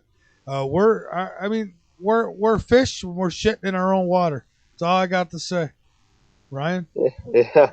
I think today's show went pretty well, and I think it went off course in a good way from what we had intended. It's the improvisation and the spontaneity that creates the best show, because there's more passion that comes out of that when things are not necessarily outlined. At least that's how I see it. In terms of everything we've spoke about tonight, be it digital privacy, vaccinations, or I'm not even sure every topic we discussed, the Islamic video, which, by the way, I was reading, and according to this one professor, I'd have to find his name again. I think it's, where's it at? Dr. Wal Shihab, a PhD in Islamic Studies at Al-Azhar University, says that burning people is essentially forbidden in Islam. He says it is Islamically forbidden to burn a human, whether dead or alive. So to me, I'm thinking, well, why are these people breaking Islamic law if they're extreme radicals? I would feel like they would basically follow that law to the strictest form. But that's when the whole barrage starts to set in and you realize that it's all just a big game. It's a big scam. It's all been set up. And like I said at the beginning, ISIS, I'll tell you what ISIS stands for, the Israeli Secret Intelligence Services. That's what it stands for. Other than that, I say do the research for yourself, do the math for yourself, and find those answers. Connect those dots between seemingly unconnected people, places, and events. And all of the things that seem like they're independent and separate, put those pieces and dots together. You'll get a much clearer, complex yet simple answer to what's really going on in the world around us. And you'll see that those black holes that are kind of like a Swiss cheese in our history and science and philosophy and religion, that we're told they can't be filled with the information we know. So that's why we have to have faith in institutions, that they actually can be filled with common sense, reason, rationale, and critical thinking. And by teaching ourselves that outside of the standard indoctrination systems, and by standing up for what's right and opposing tyranny, no matter how legally or lawfully established it is, and opposing those systems of criminality, we are able to be truly, truly free and have no system that rules over us. So do the research, do the math, stop letting people tell you what to think, including myself, Michael, Ira, and Rascala here on the L&M Radio Network. And as you connect those dots, you'll see that the world that seems so crazy will actually begin to make sense. This weekend on The Secret Teachings, we'll be discussing the Lacerda files, as well as the occult origins of Valentine's Day, otherwise known as the Roman Lupercalia. Last week I spoke with Lon Milo Duquette, author of The Key to Solomon's Key. All of that information, plus what's coming up in the next few weeks, Dr. Betty Martini, as well as Joseph P. Farrell and Robert W. Sullivan IV on The Secret Teachings, my website, www.thesecretteachings.info. That's www.thesecretteachings.info. Avidazin and namaste.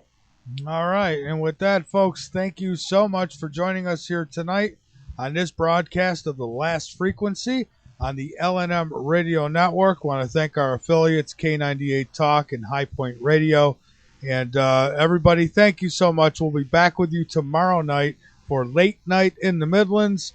And our network has grown yet again. Ed Opperman is going to have a show on Tuesday nights here on the L&M Radio Network, and it will follow.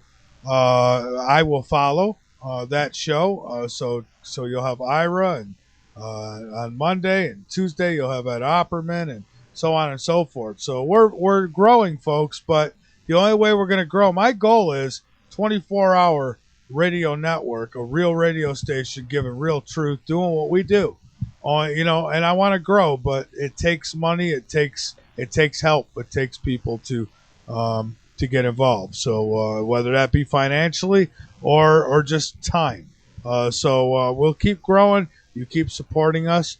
Thank you, everyone. Keep your eyes posted to the sky because you never know what you might see. Keep your ears posted to this broadcast because you never know what you might learn. Good night, everybody.